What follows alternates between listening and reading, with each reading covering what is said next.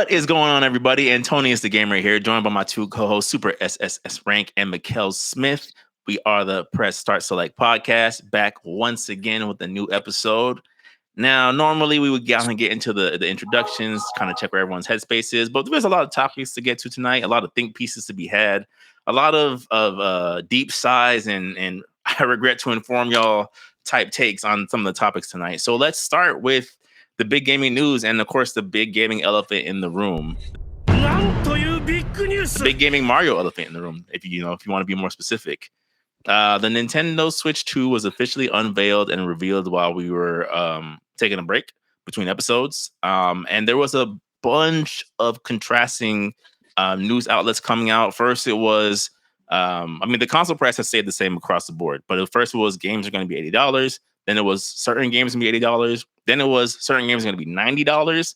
And it comes to find out that all of those different news outlets, to some degree, were right, confusingly enough. Right? So you have games like Mario Kart World, which are going to retail at $80. Then games like Donkey Kong Bonanza, which is $70.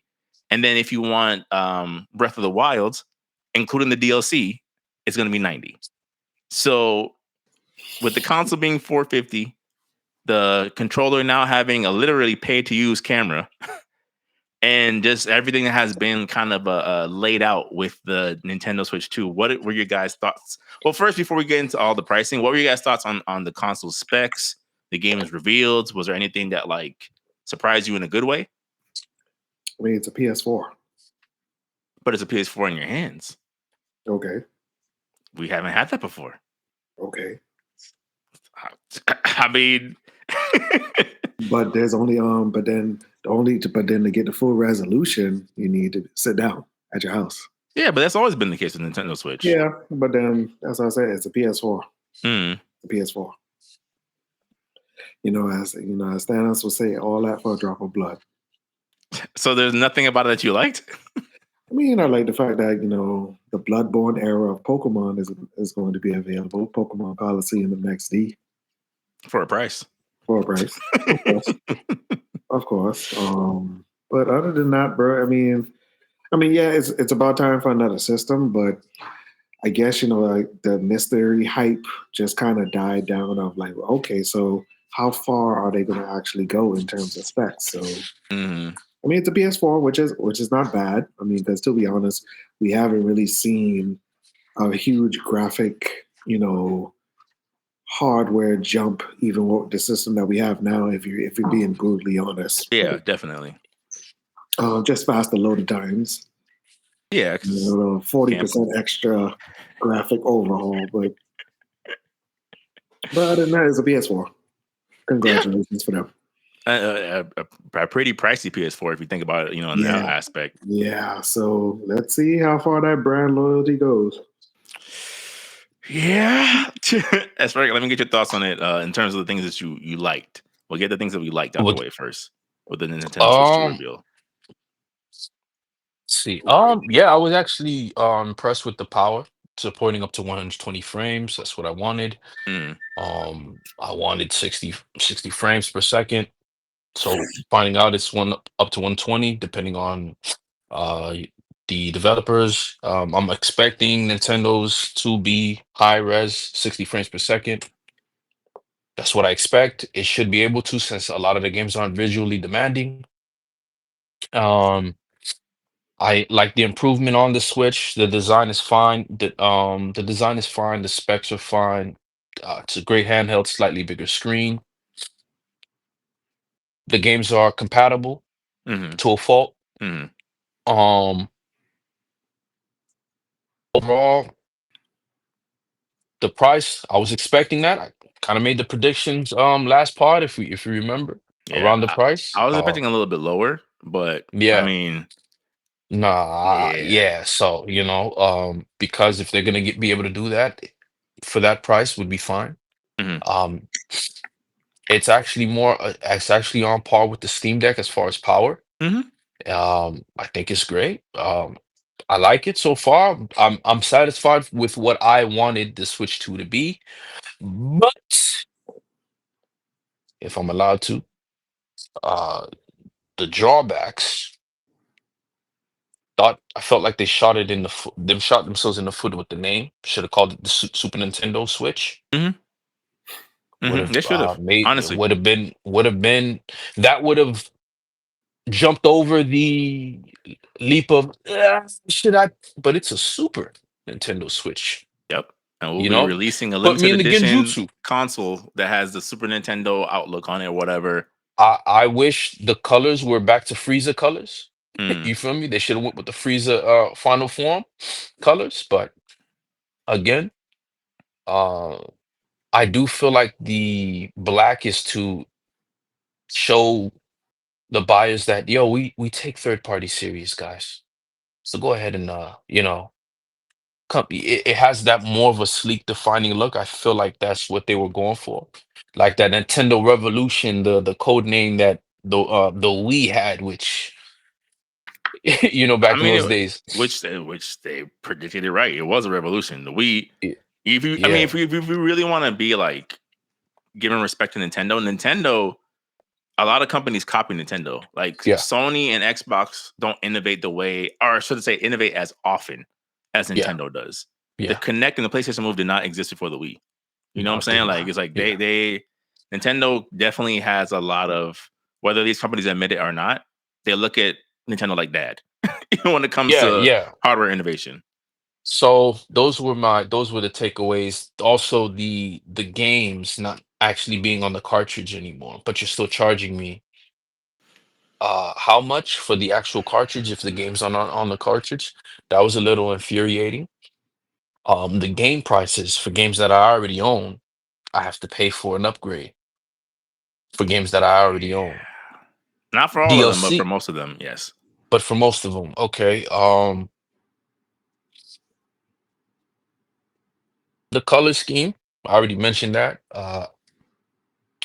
The price, you know, I'm not mad at. I accept it. But for the games, what advantages do I have buying a cartridge if it's still gonna be viewed Lock behind the digital wall. same locked behind a digital wall?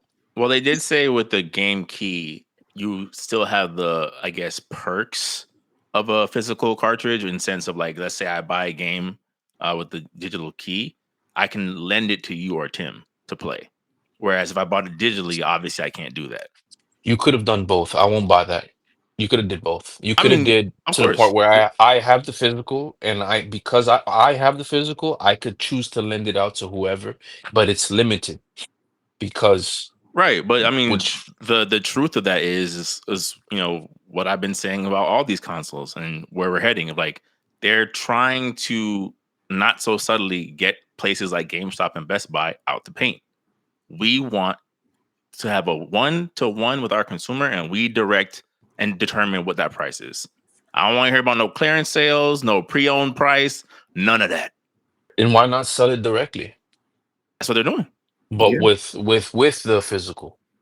No, because that opens the chance of a resale market. I don't want you to resell it. Yeah. I want Antonius to buy for full price, S Rank to buy for full price, and Mikhail to buy for full price. That's what I want. No, we're gonna allow friend sharing, but we're not really gonna, because of course you got to put the message and the medicine of like this is where we're heading. We can't go full throttle there yet because we know people will retaliate. But this is what we're It pushing for. it's I mean, if you're gonna only sell to John Billy with the Lamborghini, if that's who you want your market to be, then by all means continue. Eventually, by all means continue. Yeah. I for me, I just think the the prices and also the new Don Matrick, please stand up. Please stand up. Please stand up. It's Same just message, same messenger, pretty much. it's to me it's out of control, man. So Yeah. um I'd say like th- before we really start dunking on like I guess like the truth behind it. Like my positives are I think for a system that doesn't have an OLED screen, I still think it's very pretty. Yeah. I think what they're able to do with the HDR, like it looks great. Like the 1080p on the go is gonna look really good in your hands. Plus. You know, it's a system like you said, S rank, like on a specs level. I have really nothing to say. You know, like Tim said, it is a PS4, but that's probably in my mind that was the best we could hope for. Like there was no way they're gonna put an SSD into a Nintendo Switch. That just wasn't gonna happen. So I'm like, if I can get a PS4/PS4 Pro graphical fidelity on the go, you know, I can't say anything system wise. And I would have hoped for 400, but 450 ain't really that much of a bump up, if we're being honest. So I'm like, this still kind of falls in line of what I kind of expected. Would have liked 400, but I understand. The thing is, though, is like that's kind of where my compliments stop. I'm like, the system is cool, price is understandable, but when you start nickel and dime, because I got to pay for Nintendo Switch Online, then I got to pay to use your camera, then I got to pay to buy your games that you're now marking up. And I think what they didn't register or think about is like, we know the kind of like absolutes with each company, like, oh, Sony's going to do this, Microsoft's going to do this, and Nintendo's going to do that. And one thing that all gamers know about Nintendo is that Nintendo rarely lowers their prices on anything. You could go buy Super Smash Bros. Ultimate tomorrow, and it will still cost you $60 as if it came out yesterday. So you have these games where it's like, oh, you know, it's $80 now, but it might come down. It's like, have you ever played a Nintendo game before? It's never coming down. You know, Zelda was $60 for the 64, right? Yeah. Yeah. I just so you know, I remember going to Toys R Us, seeing the golden cartridge, Mm-hmm. the Ocarina of Time, No, and I saw $60. Yeah, so it's like well documented that from the Super Nintendo era to about the PlayStation Nintendo 64 era, games were very expensive. Games were very, very expensive. Adjusted for inflation, you were paying a lot of money to get a game. Which explains Yeah. why it's like your allowance was going to cut it. Like we got maybe 2 games a year, if that. Share the controller. Good luck getting a memory card. Share you know, that. And that controller was like how much? Yeah, bro. I mean, The they're not controller was cheaper a now. hefty price, dog. Yeah, the price of a game now. So it ain't nothing changed with the controller prices. I think the thing is that Nintendo, kind of what you said earlier, they've kind of started to pivot the market back to gaming being a luxury hobby. Before it used to be a pricey hobby, right? A console's expensive, games aren't the cheapest, but you know most people can afford it. Now I feel like Nintendo has opened the door for like this is only for, like you said, Jory, the Lamborghini driving, higher earning income people. This is not for little Timmy and little Tammy and their family. They can't afford it. The console, the controllers, the games, like you start thinking about what you would need to have like a well-rounded Nintendo Switch experience, and you're probably going to spend at least $600 to start. And then to find out that all of these prices were set up this way pre-tariff, and now it might be even higher. It's like, fam, what did you guys think was going to happen when you unveiled this? Did you think it was going to be welcome with open arms because the Nintendo Switch was so successful? Like, do we not remember what happened with the Wii and to the Wii U transition? Like, I know you guys remember. That's why you call it the Switch 2, because you wanted to play it as safe as possible. But it wasn't so much the naming convention. It was also the way things changed going to that platform. You know, so that's kind of where my whole thing of like, like it's one like I'll always say like I'm all for people like knowing their worth, right? You can't put a price on what you feel like you're worth, but I also feel like the market decides how much that applies. So you can put your feet on the table, right? But if I'm like I'm gonna just like I don't want to participate, now what do you do? Right? I'm like here's my final selling price. Oh, okay, well then I'm not buying it. Wait. No. I'm just not gonna buy it. Like I'll become the nostalgia gamer, the throwback gamer, the remember when gamer. If that's the case, if that's what y'all gonna charge. Jeez. And that's what's becoming, man. Like a hobby is literally turning into something else. Mm-hmm. It's turning into something else. I mean, but it's been that way for a while. But then now we're starting to really see the heights of it because look now. People are making their whole careers around their streams now, YouTube content, TikTok content, all these type of things. What are the specs of my PC? What custom decals do I have? Or promo codes to their names, reaction videos. And then, of course, in this economic world, it's the pricing. Mm-hmm. things are changing for the slightest thing, and it kind of really makes you think like, but then where does it stop? I don't know. Where does it stop? Because you want us to enjoy these things, but because you keep saying like, oh, things going up because the scaling of things is going up, but then that goes back to our discussion about AA games.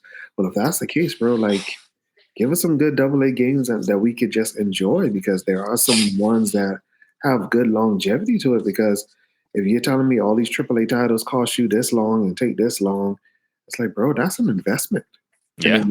And then of course you're not going to give me the full thing.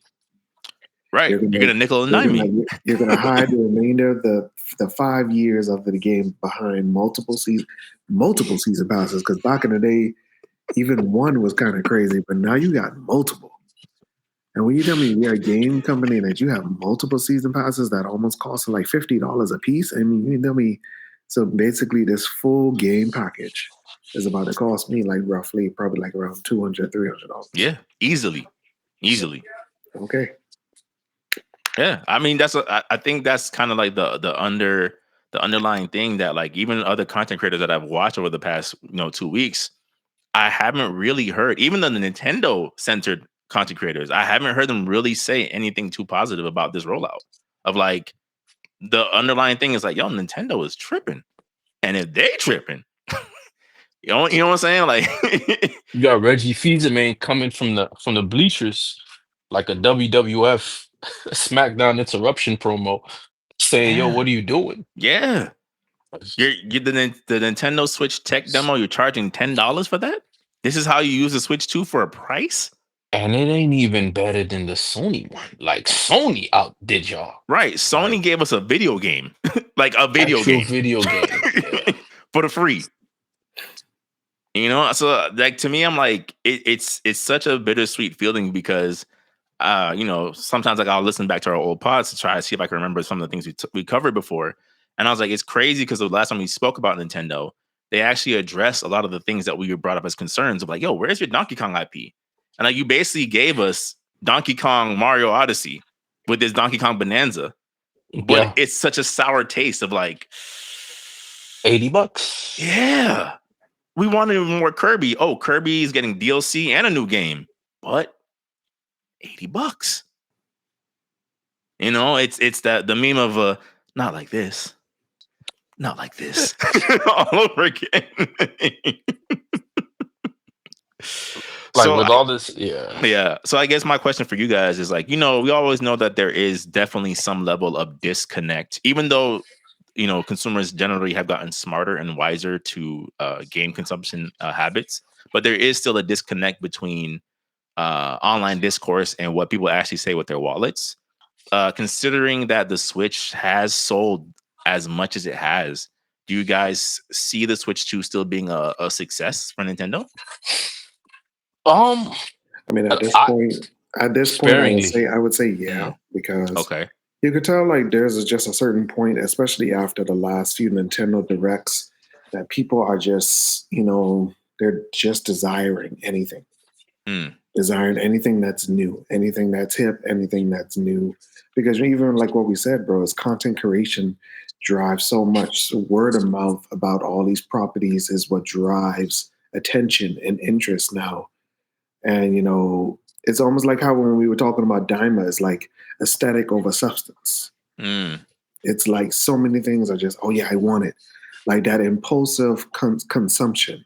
Like you just want it just because. FOMO? You think so? I think FOMO does have a big. Yeah, I think it does play a big part. It's a very adult, economic version of FOMO. Yeah, it really is, and that's what's going to really drive a lot of it, man. Because of course, they are going to release things that they know people would want for sure, and that's how Nintendo beats them. I would say everybody. Yeah, but they're really good at it. Yeah. No, I think once I saw them like Switch edition, Switch 2 edition, enhanced editions, I was like, oh, bro, here we go. That's how it goes. Yeah, that's how it starts. And the thing that's interesting, like, not to get serious, but to kind of get serious for like half a second, like, I think the millennials on down have had FOMO the worst, right? Like, I think one of the realities of adulthood is like you go into your adult life realizing that it's not quite what you imagined, but we have gone through so many drastic changes during our youth that like we're way off the mark of what we thought adult life was going to be. Like what I saw my parents living as their adult life isn't even possible anymore nowadays. So like the FOMO of like, you know, in my adult brain, you know, of course when you're a kid, you're like, man, I can't wait till I have my own money so I can buy all the video games I want. And now I'm like, I'm an adult and I can't buy any of the games that I want because it's too expensive. You know, so there is that kind of underlying thing of like, I don't want to be that person that is still unable to. It still does not have, still lacks in, you know, in the things that I want for myself. Of course, granted, like responsibility kind of kicks in on that aspect, but as we have seen, responsibility is not usually the priority of most in this situation. But I don't know. I think to me, I think the tariffs will probably be the biggest determining factor. Like I think if the Switch 2 jumps up to like $600 because of the tariff, I don't think it does as well out the gate, personally. I don't think there's no charge on the electronics. It changes almost daily. Because from what little I know, and again, please somebody don't come in the comments for being, you know, uneducated economics or whatever. From what I understand, initially is like obviously U.S. and China are going back and forth with who can tear the tariff off basically between the two places. And essentially, it's like anything, even if it was initially manufactured over there, is getting taxed. So even if you manufactured it, shipped it somewhere else, and then brought it over, we're still taxing at the point of origin. So it's kind of like it's remains to be seen. I know like cell phones is kind of put in there too. Like cell phones are kind of exempt or whatever the case may be, but that news seems to change every other day. You know, so that's the other part of like I don't know. You know, once the smoke clears, right? Because I think the console releases June 5th. Who knows what they're gonna say? Who knows? Like maybe America's exempt, but the UK now has to pay $800 for a Switch, or if you want to get it in Australia, it's $1,000. You know, like that's a very real reality of, you know, people always say like, oh, keep your politics out of my gaming. It's like, well, politics affects everything. And I'm not saying that this then says like, oh, you need to pick a political side, but like that's just the reality of things. The policies and practices have now crept into your entertainment. Man, the politics feel like they're about to be on my doorstep any day. Who are you with? Not only that, you're gonna hear a foreign accent, and after that he goes, I was like, yo, is this the Empire? Is this really happening to Tatooine? Family. Yeah, Man, but if you really do understand the story that George Lucas was telling in Star Wars, yes, a certain red, white, and blue is the Empire. Prophet Lucas. Prophecy Lucas. Yeah, I just, you know, I don't know. It's again, like I feel ultimately it's a bittersweet thing for me when it comes to Nintendo. I'm glad that they obviously still have their finger on the pulse in terms of what people wanted from them first party wise. I think that pricing is going to be where they'll live and die. Like, cool, Final Fantasy VII Remake is coming to the Switch too, but why am I paying full price for it on your console? The game is 5 years old. Like, just because I'm now able to play it on the Nintendo Switch doesn't mean I want to play new game prices. It's not a new game. And it's how much on the Steam Deck? Significantly cheaper. Okay. That's another thing, right? I have options. Yeah. Right? If you want to act like this, Nintendo, I'm gonna get my Steam Deck and I'm gonna play games on my Steam Deck. And ain't a thing you could do about it. Yeah. It's not a thing you could do about it. Yeah. And if you really start thinking about, you know, the E word. Oh yeah. Rhymes a regulator, you know, then the world is truly your oyster. Yeah. The world is yours and everything in it, Chico. And everything in it, Chico. I would say so. Right. It's like nah. I mean, yeah, they gonna have to figure something out. But Nintendo seems like they don't want to budge. But I really think this is the first time we're gonna see a tables and ladders match with Nintendo versus the public. I mean, who's gonna just drop 80 like that? Like, I don't know. It's either I buy shoes, clothes, meal for the week, right? Or or milk. I mean, like, or bread and butter. I said it already, but it's either those things I buy, man, and you just gaming will be at a it'll just be the collapse again because it's just not affordable. So nobody's Mhm. playing it. Mhm. Everybody's gonna go straight to free to play games and cell phone games. Yeah. And Or like I said, uh, retro gaming. retro gaming. If you got an iPhone 16, you're good. Mhm. You know, 8 gigs of RAM. There's no game that's gonna demand that unless it's Grand Theft Auto, Yeah. right? Yeah. You in the and then you get the next if they drop the next iPhone Ultra Z Max 5. You know what I'm saying? With a With couple of facial 16 scanning, gigs. Yeah. you know, and it can scan the back of your head. And now developers is using the iPhones, and it has 16 gigs now. I Yeah. can talk to my SA. Yeah. Yeah, Yeah. it's over. Yeah. Like what? And then the touch response is effortless touch response now. Some new technology that they're selling to you. What is effortless touch response? You can actually move your fingers and the camera will catch it. Now, if you touch, you got even quicker response time, a millisecond faster than a push button controller. Mhm. We've reached the pinnacle, ladies and gentlemen. Yeah, The it's a phone has wrap. solved input lag. Oh It's well. a wrap. It's a Well. wrap. Saran. Yeah.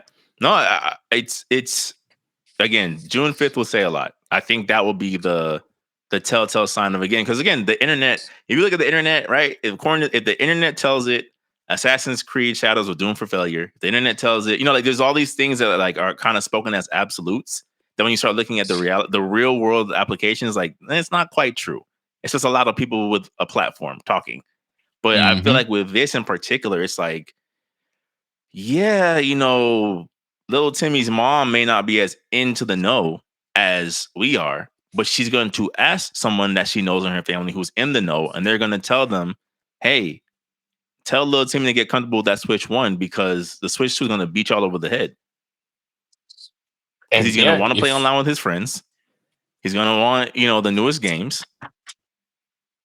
And everything we have this, and this for a price, for a subscription fee. Like Tim said earlier, the GameCube era of Pokemon is here for a price. Like it's all going to cost you something. hey, and if you want to, hey, listen, you might not be able to buy our Switch 2. We're still supporting the Switch 1. Go ahead and get that, you peasant. Yeah, I told you, man. The broke boys were silent, brokey. Yeah, like You poor.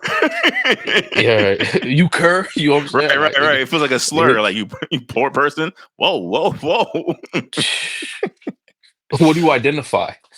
You Right. no, you know what I'm saying? What do you identify as? BRO. Yeah, yeah. Nah, man. Like honestly, I don't think this is a good idea. Nintendo's always been that. They're very stubborn. So Very, very. it's gonna be an episode of Game of Thrones, man.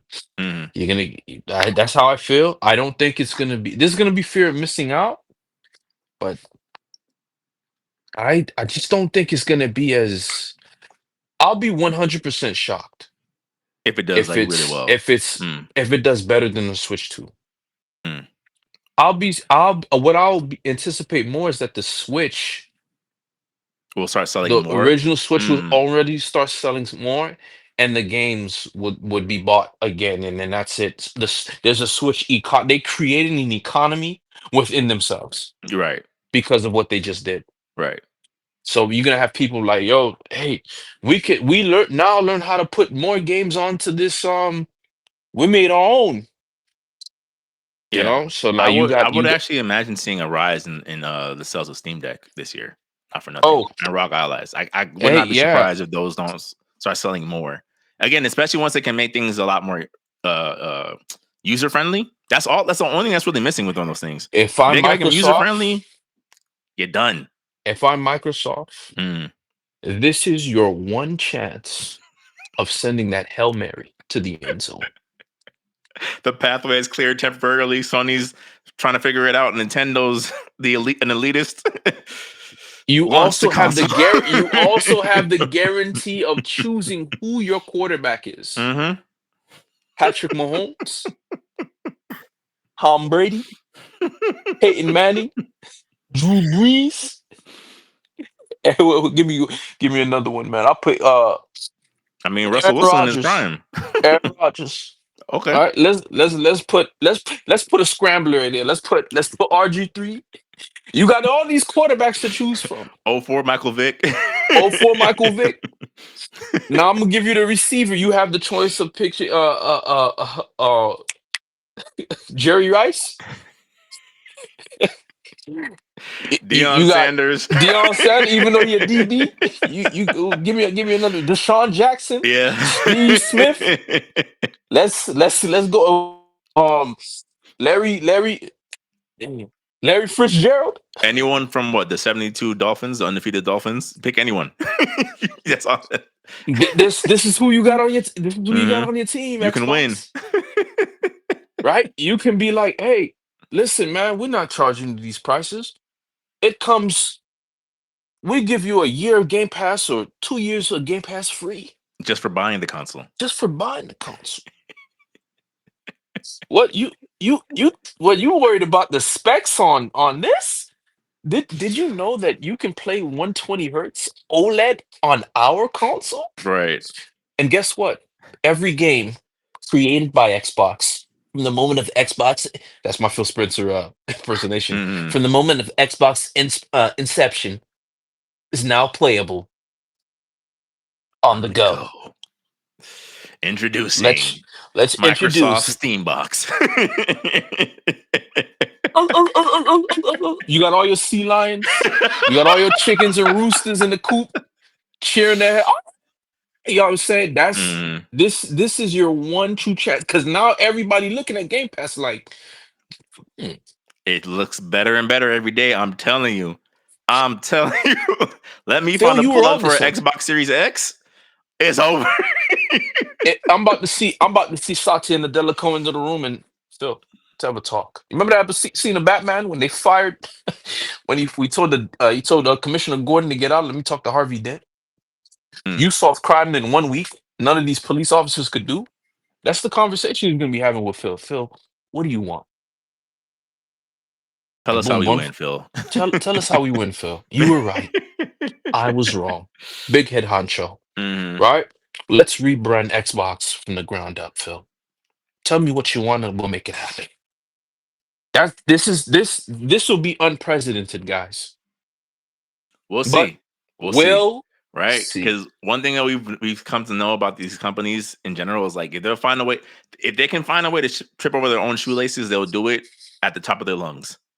Like quick side note, like when the whole thing of like Ubisoft's, I guess, public reception was being changed ever so slightly. And then that article comes out about the two guys that are suing them for the crew not being playable. And they're like, well, you don't own your games. I'm like, you think this was the time for you to say that? Okay. Okay.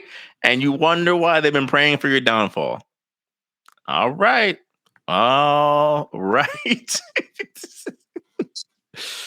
But to move the topic along to another unapologetic company, a company where like they putting their fleet on the table and everyone's like, man, I like the way these kicks look.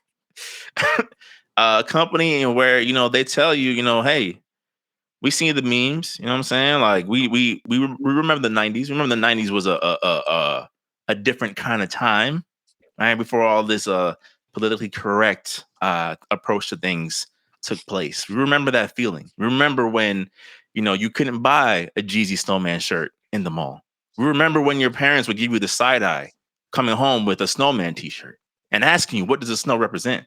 And we want to give you that same feeling with our snow bunny, Emma Frost. Oh man. In the 90s attire. I'm not commenting. Oh yeah, I got plenty to say then. Tim and I will carry it's fine. I'm not commenting. When gotta stay solid, brothers. You see this hat?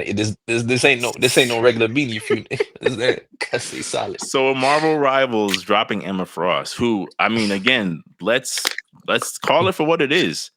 Her most well-known identifiable outfit is her basically in all white lingerie, if we're calling it for what it is. People have had their reactions. I'd say maybe not invalid, right? But their argument is Marvel Rivals is over sexualizing the female characters in their game, or the women characters in the game, let me say, right? To not offend anybody. I have a question, but continue. Well, I was going to say, like, what do we think about it in terms of their To approach? me, this Emma Frost, I'm gonna be honest with you. It's not the first time anybody's seen Thunder Thighs. Okay, that's fine. Chun-Li exists. Chun-Li, it's not the first time, right? So, compared to her original outfit, do you prefer that, guys, or what she had on Marvel Rivals? Because to me, she just looked like she was from Tennessee, about to do a concert, a Texas concert. That's it. If you look at her outfit, she looks like someone who's from Tennessee, just a superhero. If they had changed their accent, I would have been like, "Oh, that's what I expected her to You sound wouldn't have like." batted an eye. Yeah, you got your country singers that dress like that, and it's not. I never find like Daisy Dukes don't really make me unless you lather yourself in baby oil. You know what I'm saying? Daisy Dukes, that's just an option women have to wear. Personally, whether you have some meat on you or not, you know, it'll be noticeable. But would I ever get to the point where, like, I got hot peppers in my mouth? I mean, I don't know. I don't know. It depends on you know? it depends on your Give and preference, take, I right? get. It depends on Yeah. your preference. You feel me? Like, I'm not. To me, I'm looking at this as another option of how girls wear, what a girl can wear. That's it. The thigh movement, the muscle movement, I expect that now in my games. Muscles, arms, parts move. Now, parts move. That's how I feel about it. I don't think it was that big of a deal, personally, but you got the internet's gonna exaggerate over anything, man. You know what I'm saying? Yeah. Like, No, definitely. and it's already both ways, to be fair. like both ways, to be fair. If you look at every other male character in the game, look at Thor's arms and shoulders. Right. I'll never look like that unless I get some injections. You feel me? Lethal injections. You know what I'm No saying? one Like, in that game there's looks no one, realistic. no one in that game that looks realistic, Yeah. man. Like, Hulk's physique is gonna. Hulk can't even pick his nose.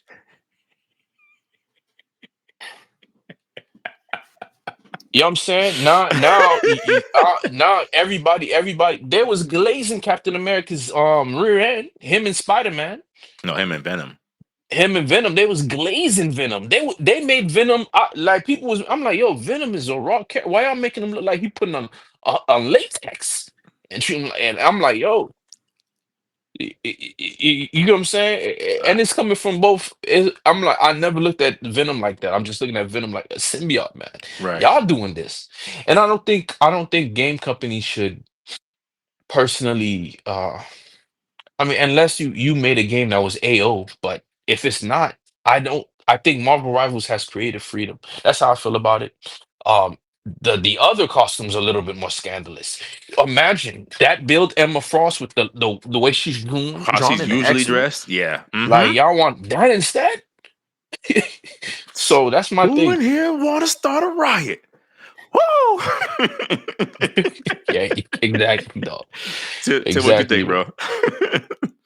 Overall, it's this. It goes back to this theme: sex sells, and you know it's been present in gaming for many years. Like, you know, for example, like, you know, when Joy said when parts move. I mean, the perfect example is Taki from Soul Calibur. Like, Taki. Yeah. Ivy. Yeah. Mai from SNK. And What are we talking about? It kind of goes back to what we said, you know, that we've been saying multiple times. Like, we live in this age where now controversy or hot topic is what sells the product. Because just the simple fact that people are talking about it, that means some same people are going to buy it just to do comparison videos and to do deep dive. Oh, this is how I feel about XYZ. Like, like I said, bro, we've gotten into that heavy sense of economical consumption, which is adult economic FOMO that they would just do it just because you will buy this just because of that. Mm-hmm. Just because of that. And I'll And say that's, this. go ahead. Oh, I'll say this. I don't know if it's a stretch, but it's like, okay. What's the strategy?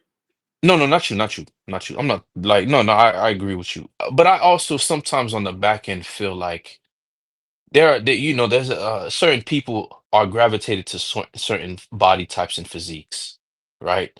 So whenever it's a physique that's preferable, that's when the backlash comes. But if it's your preferred physique, nobody says anything. You know what I'm saying? We just quiet. But like, yo, you know what I'm saying? We like, as brothers, we like women, with a little more coke shape, Mm. coke shape physique. So that's frowned upon as overweight or gross because natural belly fat or whatever you want to call it as disgusting is not found disgusting to certain tribes and groups of people.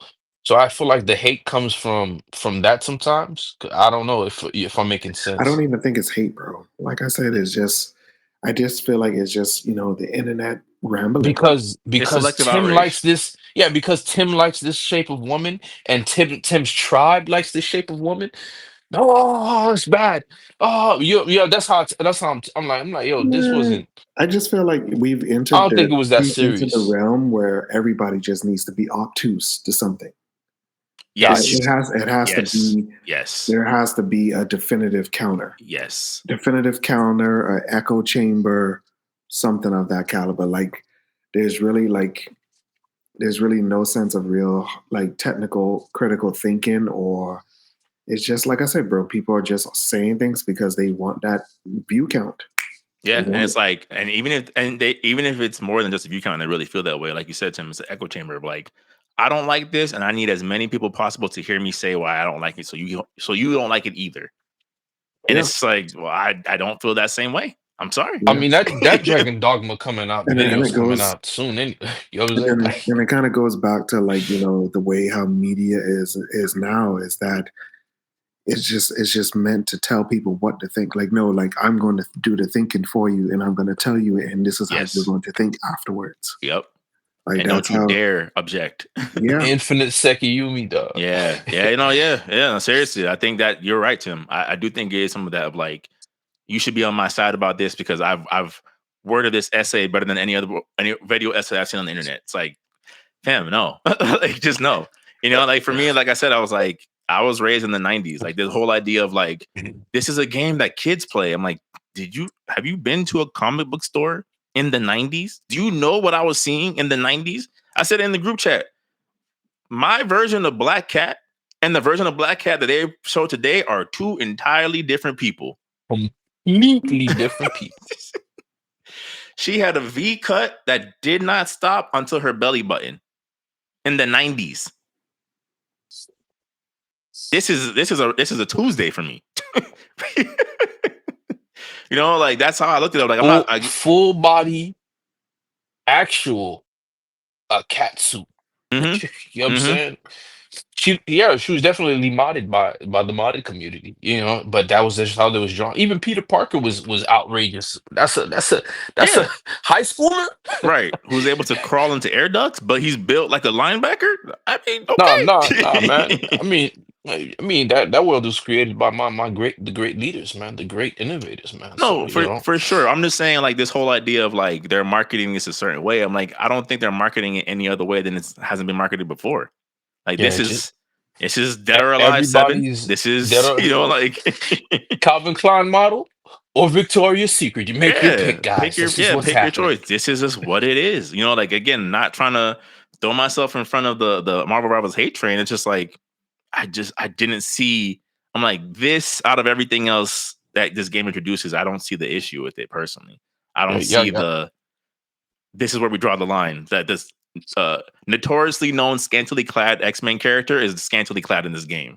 Right? It's like if you hit Google Emma Frost, guess what comes up? It's her And Victoria Secret don't runway even let her costume. get to the talking. You know what I'm saying? Don't Mm-hmm. even let this lady talk or open her mouth, man. Mm-hmm. You know what I'm saying? It's Yeah, like we were saying before the short break. I mean, I think in terms of proportions, it's like, if you ever met a girl volleyball player who played at any point in time during high school and college, that's kind of on par with the body type that Emma Frost has. And I think it needs to be said again. She is a fictional cartoon character. She's not real. Not only that, but it goes off with the style of everybody else that's there. Nobody's built like Namor. No. Nobody's built like T'Challa. Naturally. Yeah. Nobody's built like Thor or Hulk. And that's okay, because and that's the comic style book of the game. characters. Yeah, no, I mean, No. to a degree, there needs to be some consistency. Mm-hmm. I don't want Wolverine drawn like he's somebody else every other episode, every other comic book release. Mm-hmm. There's got to be some consistency to your style. This is your brand. If I'm gonna watch Dexter's Lab, I want to watch characters that look like they come from the world of Dexter's Lab. Unless it's a special episode, and then it's different. But there's got to be some consistency to the art style, which is fine. Spider-Man, Avengers. Let's go for a more stylistic game. But I think those are fine. Gears of War, like nobody's built like a Gears of War character. Doom, you know what I'm saying? Yeah. But that's fine. There's got to be a consistency to the style, and which is okay. Nobody's built like the Street Fighter characters. You think a woman? I'm gonna believe this lady not juicing. If anything's built like a woman's built like Marissa. Right. No, yeah, no objections here. Like it's kind of like, again, I feel like it's just selective outrage. Like, if I was gonna pick anything to be like eyebrow raised about, besides the fact that voice chats in Marvel Rivals sounds like Modern Warfare 2, like you can almost feel the slurs start to hit before the voice chat cuts on. Like, if I was gonna have an issue with anything, I'm like, well, I mean, they did, I guess one of the developers, whatever, confirmed that this Penny Parker in Marvel Rivals is 18, and the comments underneath that was not. That's where I was like, all right, let's. Yeah.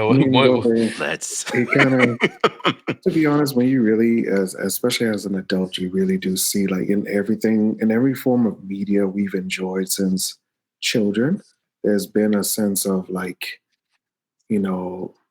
like a very magnifying glass on sexuality, body type, and even on the darker side, pedophilia. Yeah. It's almost in every type form of media that you could look, when you really understand the patterns. And honestly, that's what this is, especially now, with the internet being such an open platform for just, any free speech, quote unquote. Yeah. It's just right now, bro, you're just seeing, I would say, the madness of people. Mm-hmm. You're really seeing the madness of people because, like I said, everything is by clicks now. Like, I need to say the most outrageous thing to draw attention. Yeah. And that's what it is, man. And then, like I said, the developer is just looking and saying, "Thank you so much. Thank you so much for all the comments. Thank you so much for all the likes." Right, we're trending now. Okay. And then when she drops, thank you for your dollars. Oh, definitely. That's without question. Oh, and we might drop a summer pack. See you then. There will be a summer because you pack already know that this game is going to be milked by costumes. Yeah. Once they started dropping the MCU packs and they'll actually look good, I'm like, oh, that's a wrap. It's over. That Insomniac Spider-Man skin sold out, like, not sold out, but like did numbers like this. Yeah. Once they drop the X-Men movie costume theme, like, Days of Future Past or whatever. Once they drop the Jim Lee style costume, it's over, dog. Like you were saying in the group chat, bro. Just wait till they see She-Hulk. If they was mad before, a blood vessel gonna burst.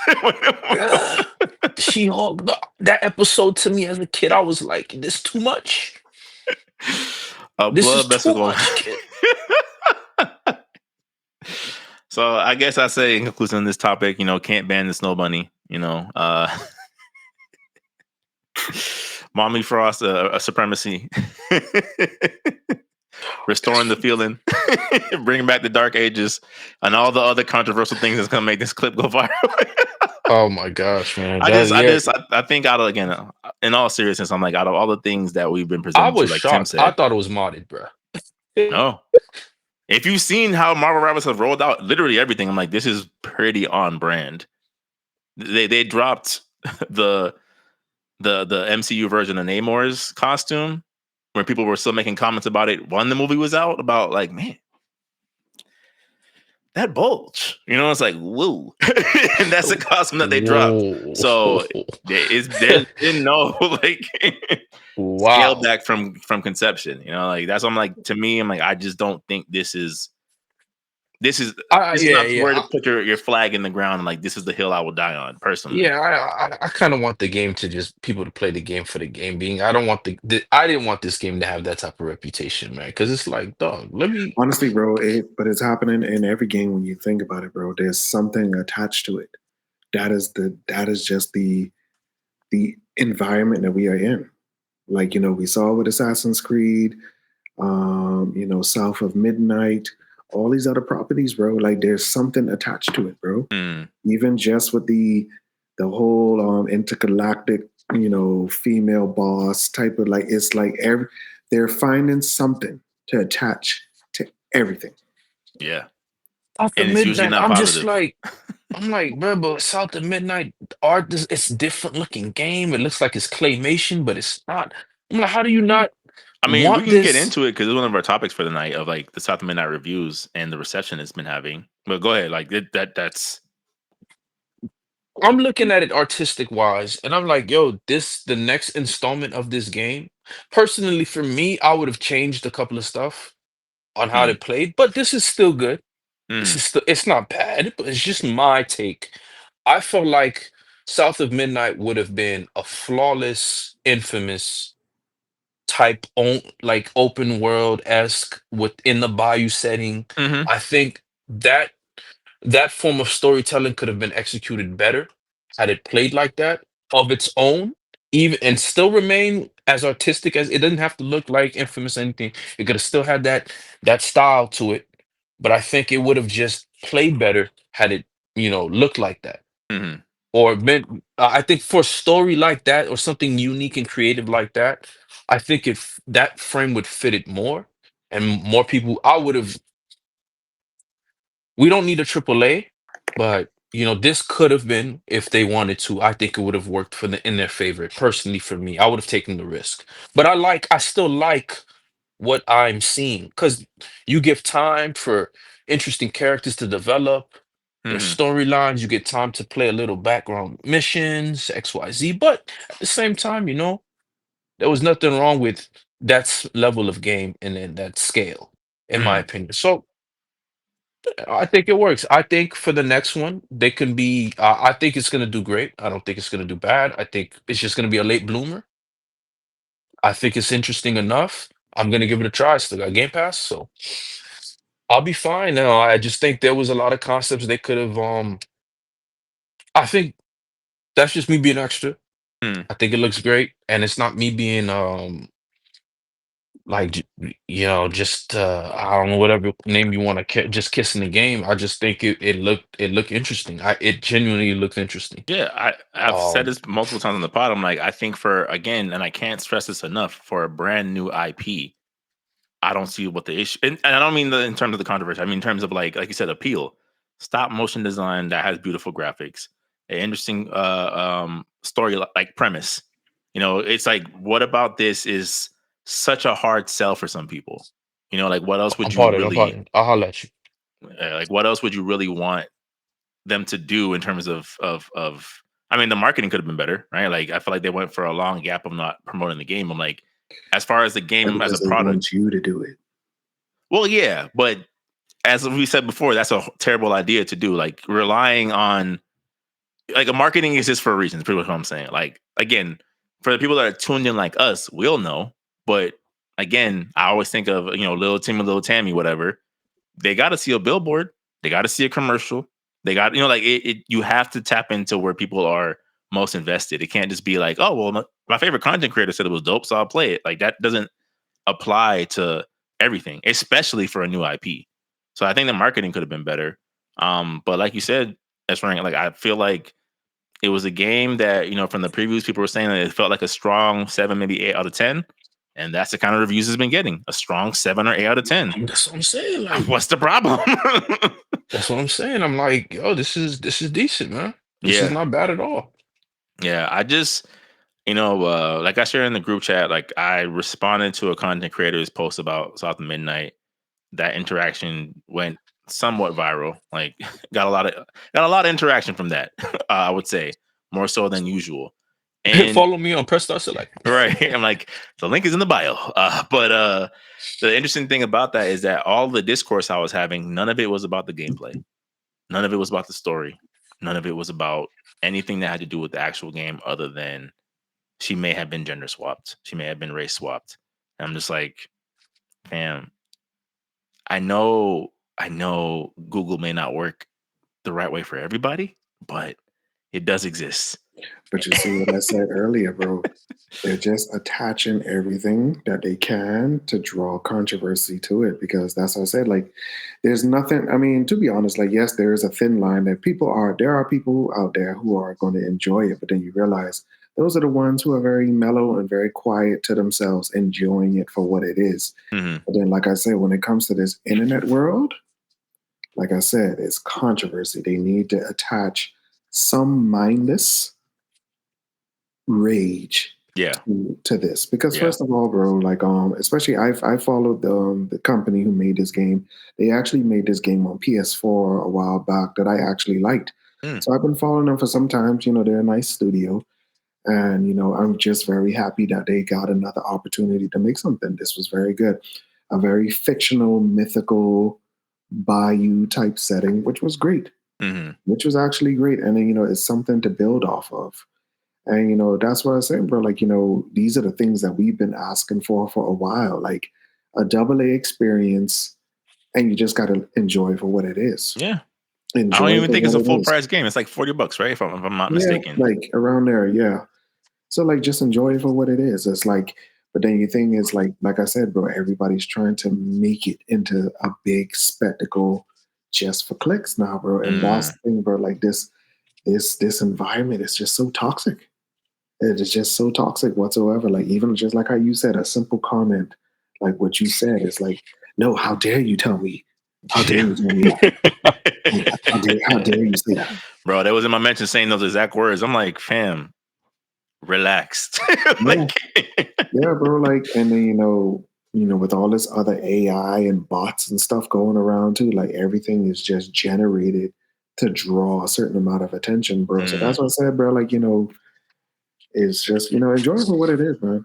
Really you enjoy. got racist AI being trained up to I do realize, like, yes, like, and you know, this is something, you know, me and Jory were talking about. Like, whenever it comes to a place, all right. The thing about it is, bro, yes, race and all this other race, gender, and all these other things, you know, there's very intertwined and very hostile, you know, commentary for many years, because this is like years and years of humanity just being what it is. And you know, when it comes to stories about us as people of color, you know, you also got to really realize, you know, there's just certain elements that if it's not a, you know, like how Joey said, he wants a ground up studio for the people, by the people. That is the only time where I feel these stories will be full representation and depth will be available. Because first of all, like, yes, you know, think about it. Mythical bayou, like when it comes to magic, there's a certain storyline behind that. And then, but see, now the thing is, especially in this integrated world, you're gonna have, you know, so you're gonna out magic the people that created the magic. You're gonna have the Christian community show up, like Hands May Tale, hardcore Christian community come forward. Oh, she's a woman and a protagonist. You're gonna have the incels coming for it. Old Testament chapter. And then of course she's black. And that is, but then like Jory said, it's like, bro, so you mean to tell me you're gonna do a story based on this region without who? And but I don't think, for me, I think there's nothing about this character that made me feel, I felt like she could be my cousin. The way her personality seems in the game, she didn't say anything. She's being told a story. She's asking questions. She's adventurous, and I felt like she was a. I felt I'm once I get to see from what I can see on the surface, I think she's a great female protagonist. Mm. There's nothing about her that's condescending or I feel like she's herself. From what I from That's because you're not trying to go viral, Jory. You're Right. just you're just trying to here to use you're enjoy trying to something. use your sense and your eyes and, But and that's using like logic. ultimately, like, this is a good model for people who want to make characters. This is a great structure. I felt like, oh, okay. I never, not even for like the seconds that they showed her, she did not, she was just being told a story and sitting, her posture, the way she plays her form of attacks. I did not Mhm. even feel for a second she was trying to, like, yo, men are bad and women are better Right. The because all powerful we're girl men. Yeah, boss. The. nothing, nothing of that caliber was expressed through the character. Even me watching people play the game, I felt this was a grounded '90s character that was written like a Remember Moesha that as the night main character. video where one of his other personality came in when they were talking about women protagonists, and the one was like female, and then you just hear the music behind. That's what it is, bro. It's just rage. It's just rage. Blind Nah, rage that yeah. has no logic to it. No Yeah. logic. Yeah. Oh, I know. Again, if you ever want to see, just take a scroll through my mentions on that tweet. There was no, again, I kept asking for them to talk about the game, and we I never need to got go. there. Never. Let me go We back to that never tweet. talked about the actual game. How dare you tell me about a game? How dare you talk to me about a game? Why are you not agreeing with me? Exactly. I even had another follow-up tweet that did well where I was like, I said, I remember the time in gaming where when a gamer didn't like a game, they just didn't talk about it and moved on to the games that they did like. It was such a beautiful era of gaming. No, not anymore, bro. Yeah, now I gotta not like it, tell you not to like it, and tell you all the reasons why you shouldn't like it if you tell me that you do like it. Boy, let me try to find Yeah, this because bro, tweet, man. like I said, bro, like even like everybody's basically become an independent game informer. Yes. Yeah. Oh yeah, here's my review. The definitive review, Tim. Not Yeah, not my review, the definitive review. Yeah, like there's no room for growth. There's no this. There's no that. It's like, bro, like can the game get like at least three patches? Right. No. It is this. It is that, and it's like, and that's where we live in, bro. And then that's what I'm saying, man. As people who are only responsible for ourselves, it's up to us. Especially if you want to see this particular developer continue, give them your support. Give them your genuine support. Like I said, run your streams, share your comments about it. Because at the end of the day, is that's still a value in the midst of all of this definitely wilderness. I But couldn't it's a agree with great you game more. to me, man. It's a great game. That's what I'm saying. Like if I had an Xbox and I had Game Pass, I would have downloaded it. I mean, yesterday, technically, you do have an Xbox. You're right, Tim. What was I thinking? You do have an Xbox. And you might see right that now. game. You might see that game this autumn. Yeah, if I don't have an Xbox, I have Xbox access. Because the developer who made the game, they've made PS4 games before too. It ain't nothing but a thing. Just a couple lines of code. Y'all want Hellblade 2? So since we gave y'all one before we got bought, okay. Oh my goodness, you right. You right. Bro, once we got Forza, Indiana Jones did come to PS5 this week, Tim. Yes, You're not wrong. It did. You're not wrong, bro. Just wait, bro. No. Xbox. That's limited exclusivity. Yeah. It's right there next to that asterisk in small print. If you look right there. No, sir. You have an Xbox already. You have an Xbox. ... for now is right there on the cover.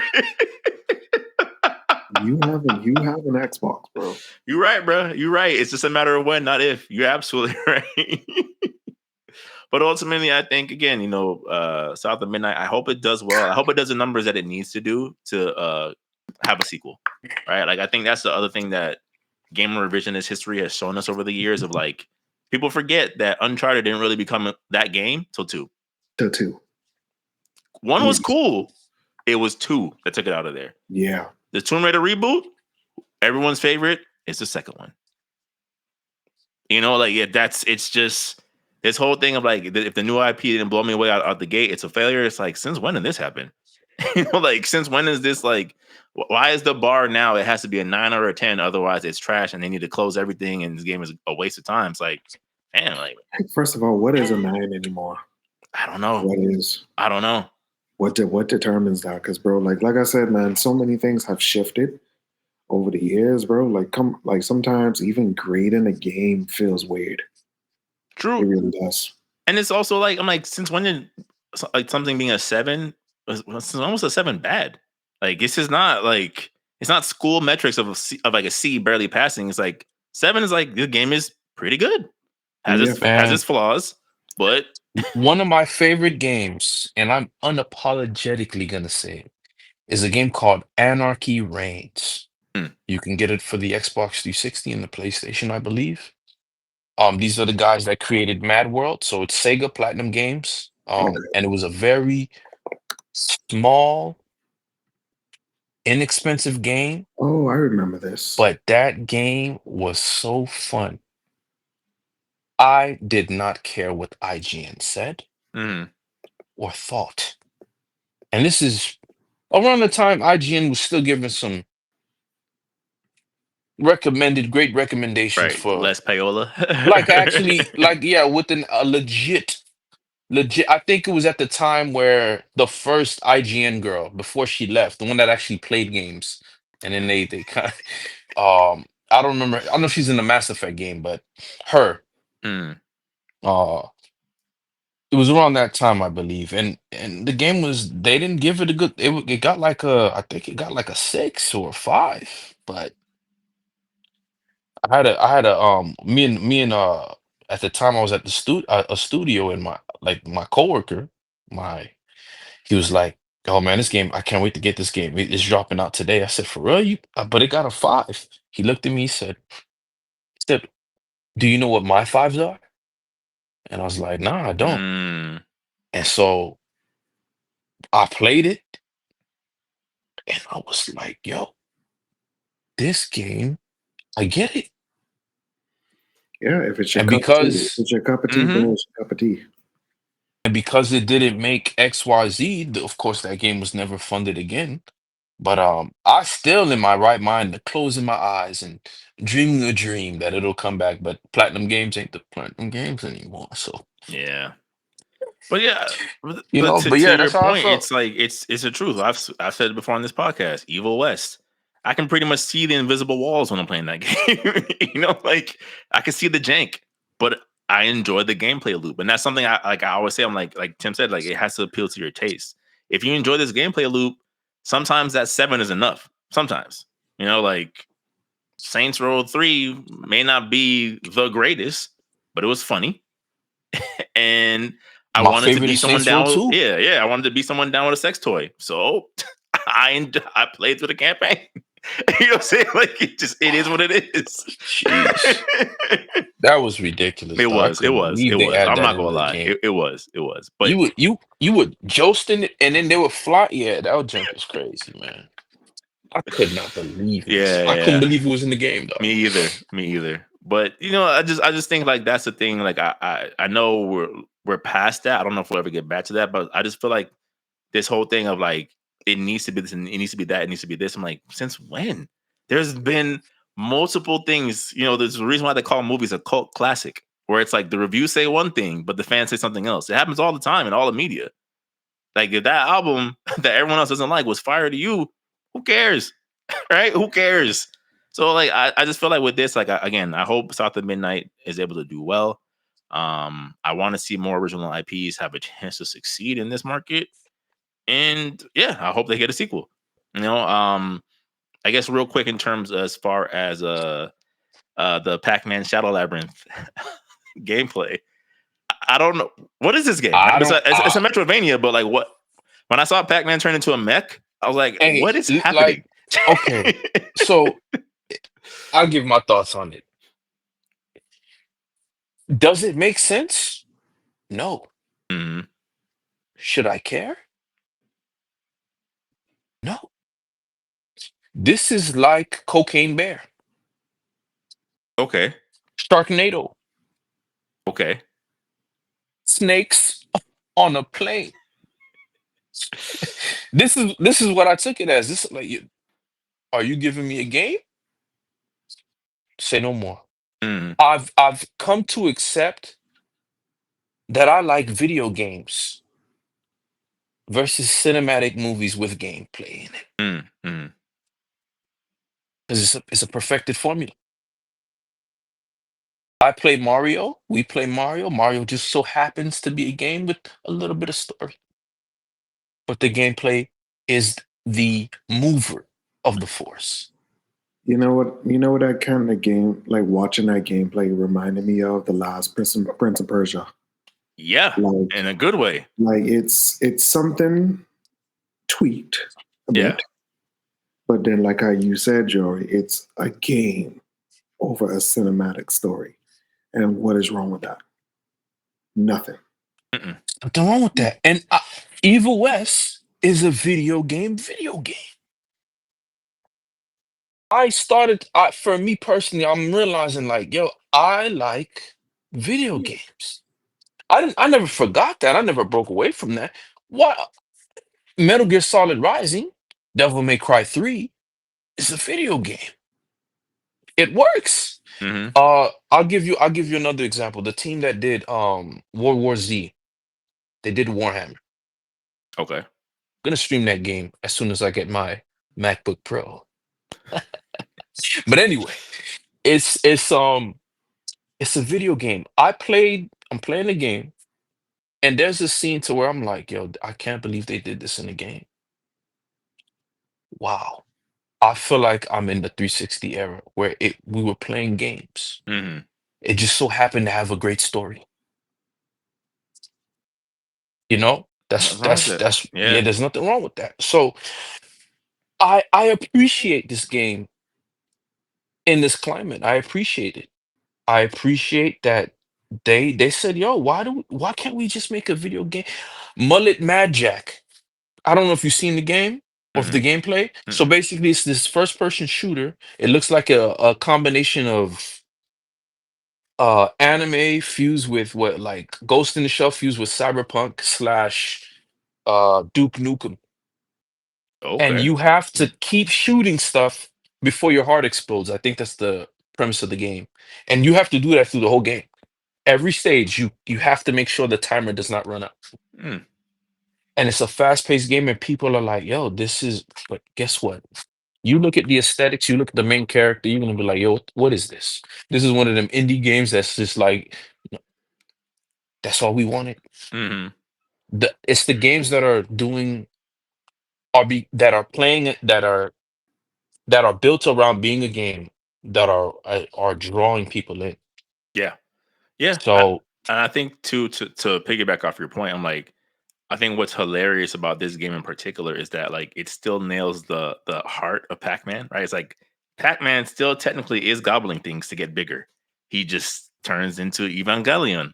You know, he turns into Death Scythe from Gundam. Sorry, he turns into Big O. Like, all right. He turns into Metal Gear. Yeah. Zoid, you know, yelling and screeching. All right. And it's just like, oh, I ain't mad. Yeah. You know, I'll commit. So, like I'll commit. Like, you know, you got one with like Mad World. I don't know if you've played that game for the Wii, but nobody asked for that game, but you play it and you're like, I'm having the most fun I've ever had in a long time. Beautiful Joe. Come on now. He's ultimate destruction. Yeah, it's just gaming for game's sake. You know, like gaming for game's sake. I don't know. I don't know. How do you know how I felt when I ran up as Hulk to give the Abomination the people's elbow, and the Abomination caught me and slammed me and then reverse suplex? I died, Mm, but I didn't know I needed that challenge. I didn't know that was gameplay. yeah, I see a car I can rip and turn it into boxing gloves. Gameplay. prototype. You know. Oh, we don't. I ain't even want to get that dark. You Yeah, feel me? no, but Prototype I'm just saying like was. this the whole concept of like you're running out from the SWAT team chasing you, consuming people on the go, like you're like legit cleaving through somebody and you seeing their parts get absorbed so you can stay alive. It's a game, like it's just a game. It's just creativity at work. It's just At work. So I don't know. And I guess I for mean, our go ahead. no. I mean, yeah. So that's how I feel about it. I appreciate it. I welcome it. Mm-hmm. It Yeah, looks like it's gonna that's be how I felt great. too. I was like, Let's do okay, it. all right. Yeah, I was like, all right, I'm still on board. Yeah, let's What do else it, y'all man. got? I'll take it. Yeah. The last gaming topic I wanted to talk before we shift gears a little bit. How are you guys feeling about the way marathons being received? Like, I feel like, to be fair, Bungie's also not the same Bungie, right? This is not it's always they refer to things now as like the studio that, not the team that, because it's not the team. It's the studio. There's maybe some team members that did these things, but it's not the team that brought you Halo, and it's not the team that brought you Destiny. But it feels like Marathon, even though it's being developed by competent first person shooter developers, people are like, what is this? I'm not having it and I don't trust it, especially because you're going to sell it to me. I think it's Concord all over again, man. Mm, I'm trying to find a way to where the gameplay will make up for this, but I'm like, somebody will play this and be like, "Yo, why can't I just play Rainbow Six?" And they'll mm, be completely okay with that. mm. Um, I'm looking at the game. I think the art style's cool, I guess. I wasn't a huge Um, fan personally. I'm not either, Mm, but at the same time, it's different enough to stand out. true, true. Okay. Uh, 3v3 extraction shooter to where it's like if I die, you get to actually take all my loot Mm, permanently. Um, if they wanted to make if they want this game to feel like poker, it may work. mm, Um, I also at the same time feel like it's gonna be Concord because it's like when is this game coming out and how much advertisement are you gonna do? How much people are you gonna let play this game? Yeah, it's the people that played Halo, but you made Destiny, but at the same time, it's an extraction shooter. And for the people that remember Marathon, there's like an expectation for it to kind of be a science fiction similar to a Mass Effect mm, or a Star Citizen. Like I want to go on a space adventure, but you turned it into an extraction shooter. This couldn't have been an add-on to something that I wanted. mm. And so this colorful turnaround just doesn't make it feel like Marathon. It doesn't have any connection for the fans that you potentially had wanted to play it because of the aesthetic. I see what you're saying. It Yeah. appeals to everyone and no one at the same time somehow. Yeah, like, hey, Tim, we're gonna bring back Thundercats. Tim, we're gonna bring back Thundercats. And in Tim's mind, okay, oh, you gonna draw inspiration from the classic Thundercats and the one that dropped on Toonami in 2007 or what? That was a little later, right? Early to mid Hmm. 2000s, I'd say. Right? Right? Yeah. Are you gonna drop that? No. Well, Oh, so what's it gonna look like? Adventure he's Time. lying knowing name Oni. It's gonna look like Adventure Time. How about that? Yeah, you want that, right? It's gonna look like Total Drama Island. That's how we're gonna have this Thundercats look. Slapstick comedy, fart jokes, belching. Yeah, that's what we're gonna do. That's it. Nonsensical humor. A bunch of random Um, stuff like Angry Orange or Smiling Orange, and yeah, that's what we're gonna do. I think That. I So think it's the market that somebody is still trying to create the next best looter shooter type genre, like because people have seen like it's a profitable genre. Like you could literally last the whole console cycle, multiple Yes, that's off that true. alone. That's true. And I do feel like the Fortnite fatigue is like they're also smelling it in the water. Hmm. So somebody's trying to create something new to generate the hype about it. It's a risk. It's a risk. It's another Concord level of risk. The art style, color, it's interesting. It kind of gives me like a little No Man's Skies vibe every once in a while. super distracting though. Yeah. I don't know what's what.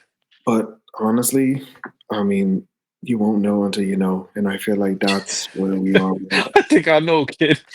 Cause fam, I'm looking at the trailer. I'm like, yo, I don't even get seizures. Yeah, I don't suffer from motion sickness, none of that. I'm just like, None of that stuff, man. And you got them camera angles, and I feel like okay, this should have just been an episode of Love, Death, and Robots, and call it a day. It just put this junk on Netflix, get your money from 10 there, and minutes I'd have of been of, like, of top tier CGI.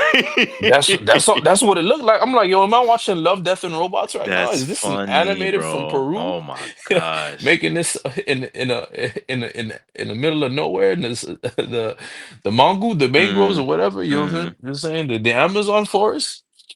I feel like it's one of those things where, and this is just my take on the approach they're taking. Like Tim said, I think they're taking a risk, but I think where a lot of the skepticism comes in is that when you're trying to do something that lies so heavily in the future and live service ties, we've seen many a game have a roadmap, kind of hit players with the just trust us, just trust us, bro, just trust us.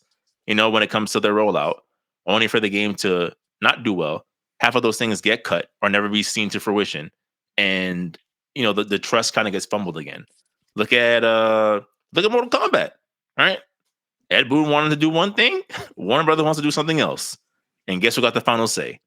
All right, so now we have a Combat Pack 3 that was all but confirmed, now in limbo, right? Even though there was a roadmap of how we got there. Like, I think with this, it's like, even if Bungie's able to kind of keep a high level of quality, it's one of the best feeling first person shooters you ever played. It's like this whole thing, like, oh, we'll get there approach to a eventually great game. I don't think the average gamer has that trust anymore with these companies, especially like you said, Jory. Bungie ain't the same Bungie. This ain't the same passionate core team of people that put blood, sweat, and tears into their IPs. No, sir. Like Not at we all. feel it, we see it. That's why I'm like, it's just interesting because I'm like, when a company that does first person shooter so well can't even win over the first person shooter audience, it's like, what does that say about like other gaming communities, right? It's like, our studios starting to lose like their relevancy of like, when you see not for nothing, a Rocksteady title, even if it's associated with Batman, now you're like, I don't know. You know what I'm saying? Like Bandai Yeah, Namco, right? You see certain names, you're just like, this is what used to be a thumbs up is now a red flag sometimes. yeah. It's they're gonna the only way for them. I just like you don't do what you did to Marathon, man. Marathon had a universe that you could have like why would you leave Halo only to wind up trying to make another Halo? Yeah, yeah. I I don't know. Like, yeah, like I'm And like with Tim, I'm like, I don't and know, if yo. I and don't if know. like if I'm 343, honestly, if I'm 343, all I have to do because I know that Destiny is just supposed to be Halo. If I'm gonna Yeah. be, it's yeah, just I would just take all of that and just revamp it as my own story instead of a giant circle that's in the middle of a planet turn to a triangle. It's related to this ancient civilization that brought to you this boom. story solved, reboot Halo, make it make sense, take stuff from the books and not end stuff off screen, Imagine. not kill things off screen, and then you do your little ODST. This is where you get your Hell Divers come into, because ain't no Halo is the first people to have the ODST format. They look like ODST, if I'm gonna be honest with you, right? Falling from the sky, landing in the middle of the. It could have been your ODST. Have your little Halo combats, fighting different alien factions. Boom.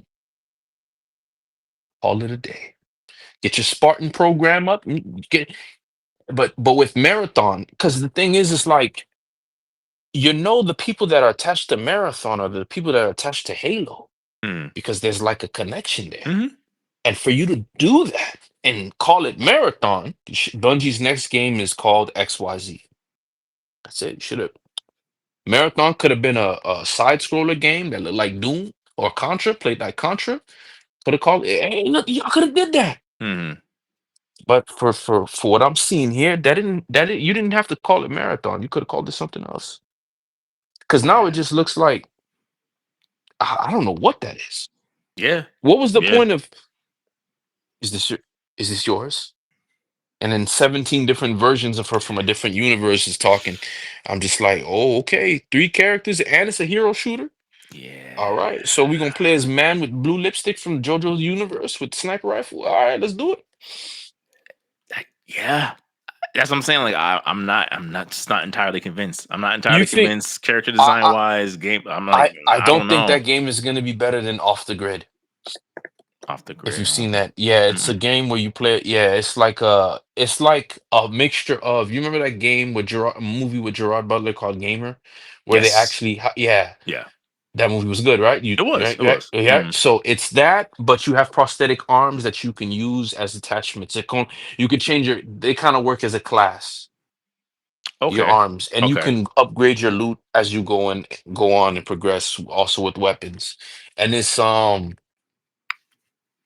kind of almost feels like it's that movie with Matt Damon.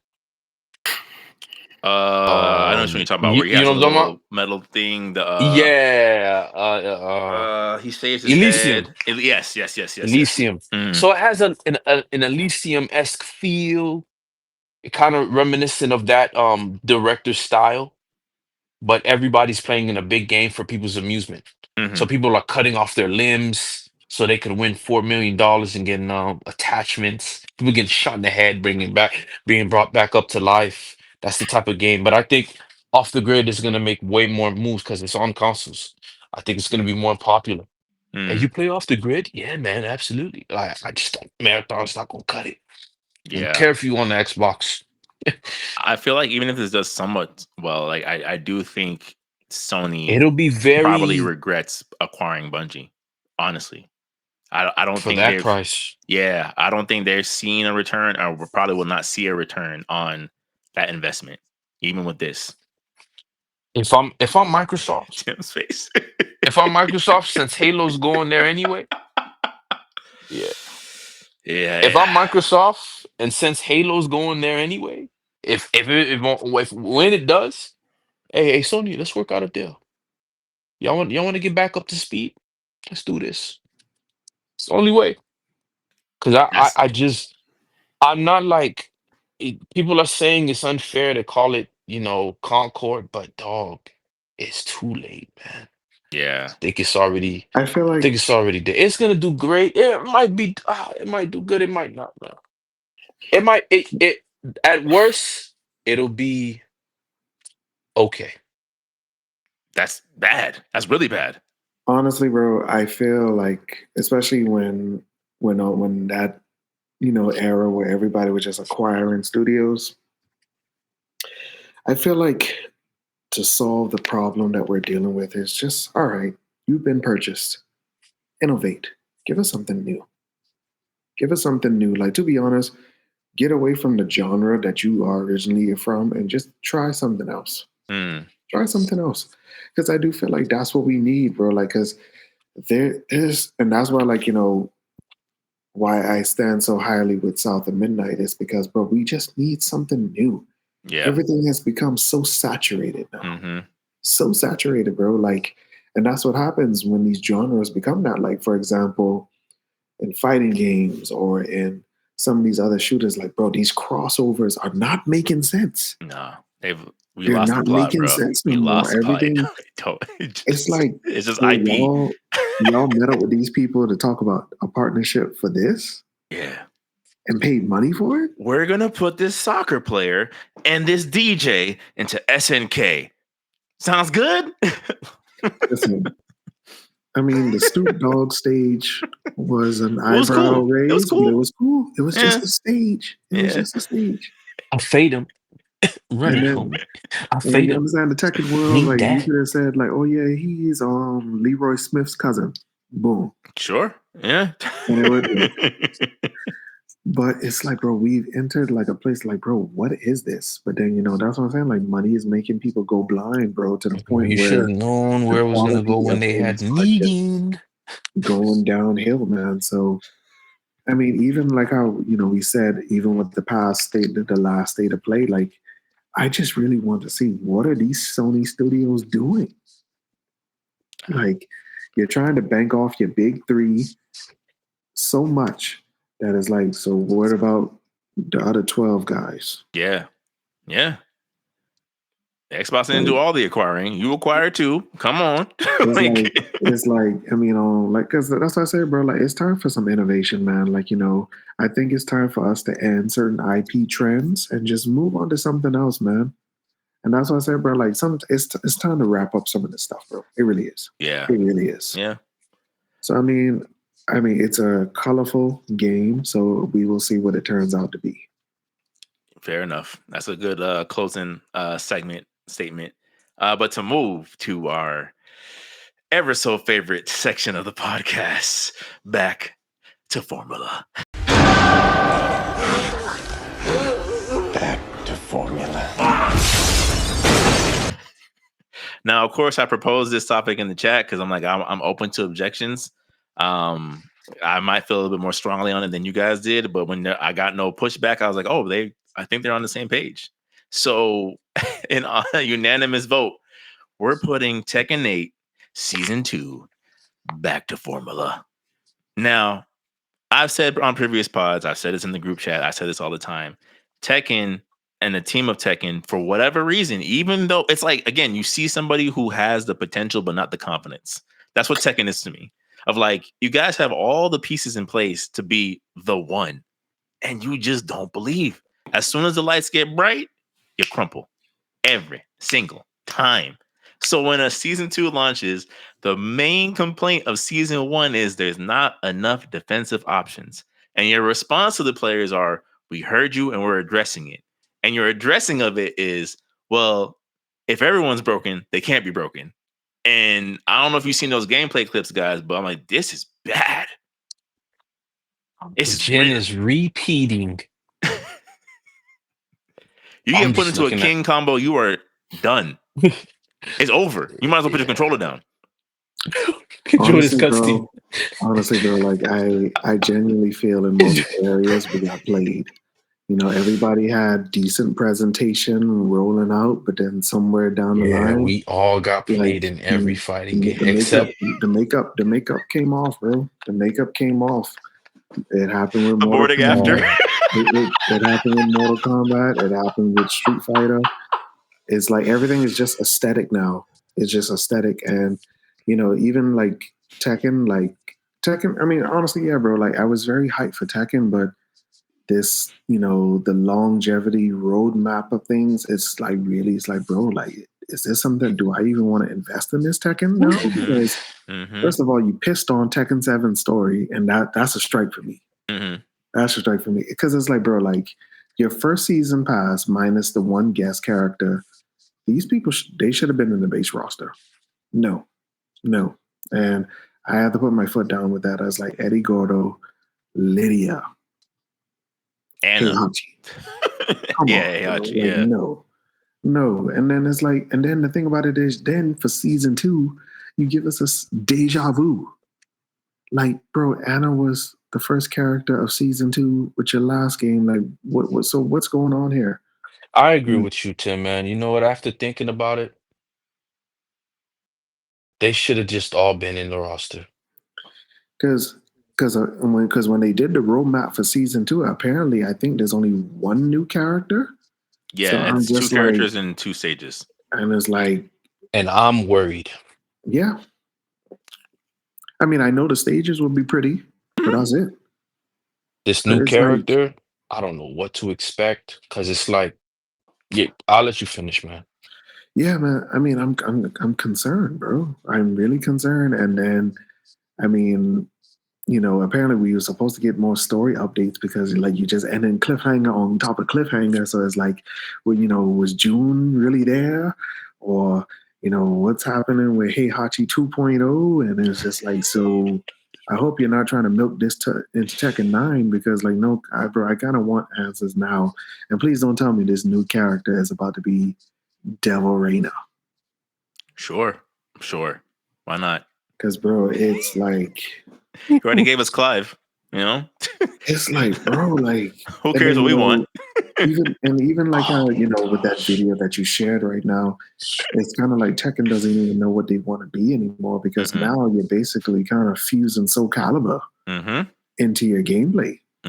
No, there's ways to do it because, to be honest, I think Mortal Kombat 11 did it the best. Like when you really look at it, like some of them characters, like they gave them like weapons that's just like just in their moveset. Like Liu Kang had the nunchaku. Jax had, you know, he's a military man, so of course the man has a grenade launcher. Like he comes in with his combos, he like launches you up and then he just smacks you down. And like bro, some of this stuff makes sense. It makes sense. But then now it's like, bro, y'all are really just switching up everything because if you're really gonna go to this heavy Soul Calibur route, well, to be honest, bro, I want Soul Calibur Yoshimitsu, not Tekken Yoshimitsu. Right. Or just give me more Soul Calibur, honestly, if this is what we're doing. But it's just like, give me 7. If this is we're gonna go this route. Just make 7. Just make 7 and let Tekken be Tekken. Like, and it's like, bro, you could have 2 IPs versus 1. Where is this going? So it's like, you know, I mean, I do expect, you know, another character drop before Evo comes around because, you know, that's the Super Bowl of fighters. But it's just like, yeah, bro, this is very, very concerning. But then, you know, to be honest, bro, you know, everybody's building their brand off controversy. So people are going to exploit every loophole in the fighting like realm of things and upload it and say, oh, watch this clip. This was outrageous. Yeah, but do you think like I feel like that is only going to work for so long because I mean, even in terms of like shock value, me watching someone they're going to do another patch. 10-hit comp. Oh no, for sure they'll address this. It's not that this is not. They're not waiting until Tekken 9. Yeah, like, you know, they're going to address this for sure. That DLC pack is not going anywhere if they do this. Yeah, like they're going to address this for sure. I just think like this was the reason why I had to put this in the back to form of like it shows the disconnect of like you guys really aren't listening the way you think you're listening. Like you saying that responding to what you should respond to. I'm like, dog, you got the most logical people giving you answers, asking you questions. You skip them and you reply to someone saying, "This is not my you're the dumbest person. You're the dumbest person in the world." You are too, but this guy literally could give you $5 more million that you're saying we can't make another game because we just don't have the money, and it's like everybody's giving you the answers. How do you not know what answers would suit you as a developer? If I'm a UFC fighter and somebody says, "Yo, you should have threw that left right cross," and at the end at the 3rd round, and I'm looking at the tape. I should have threw a left right cross at the 3rd round. You know what's gonna make Tekken act right? And I've been saying this for a while, bro. Virtual Fighter. I'm telling you, bro. Sega is watching, bro. And that's what I'm telling people, bro. Like Virtual Fighter coming back is a huge symbol, bro. That I can hear the theme song in the back of my head. Can you feel that a lot of people are just not understanding? Like, because remember, Tekken was originally created to be a Virtual Fighter counter. So I'm telling you, bro, they are watching, bro. They are watching. Yeah. And I do feel like Sega is going to come in and it's like, okay. And that early gameplay of Virtua Fighter looked promising. So I don't know. And especially since Virtua Fighter focuses on like especially something Jory likes, actual fighting styles. Like every character, their bio, name, fighting style. Mm.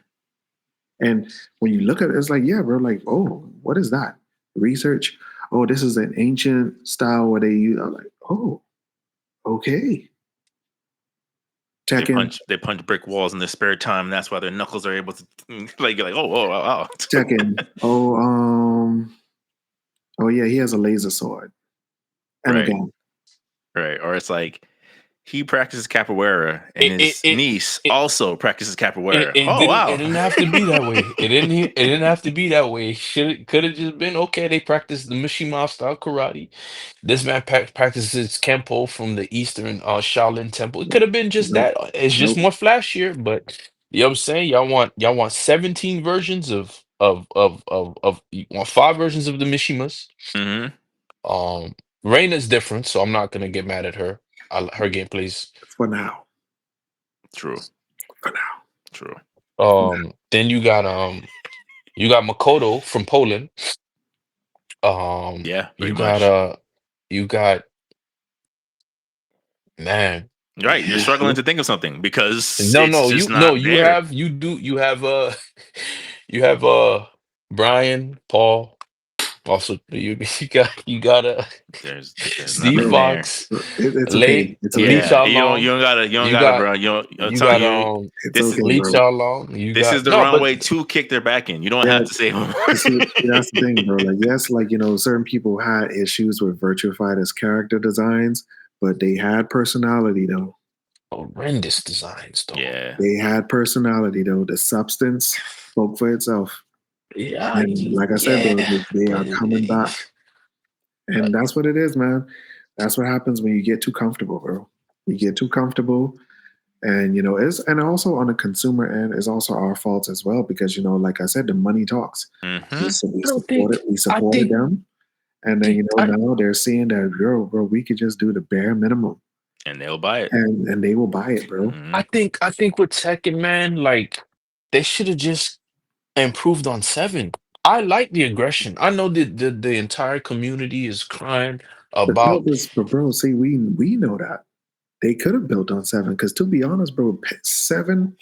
When you really look at it, and it was from that video that Ant sent in the group, like they said the true story of Tekken didn't really start till part 3. I was like, you know what, that is actually true, because that's how I felt when I was watching Bloodlines. Because to be honest, the first 2 are basically glorified cutscenes. Mm-hmm. You could just make that a cutscene movie.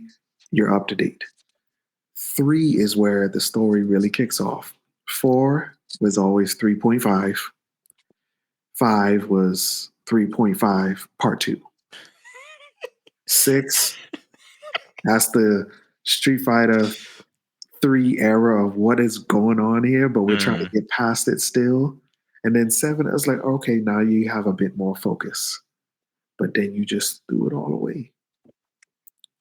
You had something. With one DLC update. With one DLC. I'm telling you, I felt something in the air when I saw Heihachi break that meteor apart. I'm like, this is done. No.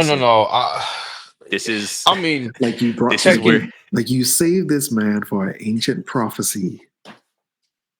But then it's like, bro, it's not an ancient prophecy. It was just a son and his son. His son and grandson, who were gods, were fighting in the stratosphere, and the debris from their battle just happened to hit the village. This wasn't foretold years ago. This was just Angel Man and Devil Man. Just you mean Angel Man and Devimon? Like, oh man, listen, okay, like then you become evil again after you just said you purged yourself. So it's like you didn't even. The man defeated the Dark Hadouken. The dark version of himself. I was like, so you mean to tell me Orochimaru gets resurrected, becomes a whole parent, Bison is an amnesiac, vagabond now, but yeah. it's like At least so with Bison, Itachi Bison was just found some like, yo, resolve. He absorbed his evil stuff and kind of was like, you know what? Not this Whatever. time. Yeah, like, yeah. I've said a long time ago. I'm like, Tekken story is Dog, no, it's done. yeah, it's done. they're taking that typical gotcha humor too far. Mm-hmm. And that's why, like, I've always said it, bro. Like, like, especially, when we go back to Akira Toriyama, Dragon Ball has some of his best storytelling, bro. There were so many concepts in the original Dragon Ball. It's like, bro, how did you like not build I on think that was this? his editor. I don't think it Yeah, but was. that's what I'm saying. But so that makes it even worse with Tekken because it's not just the thoughts of one person; it's a team.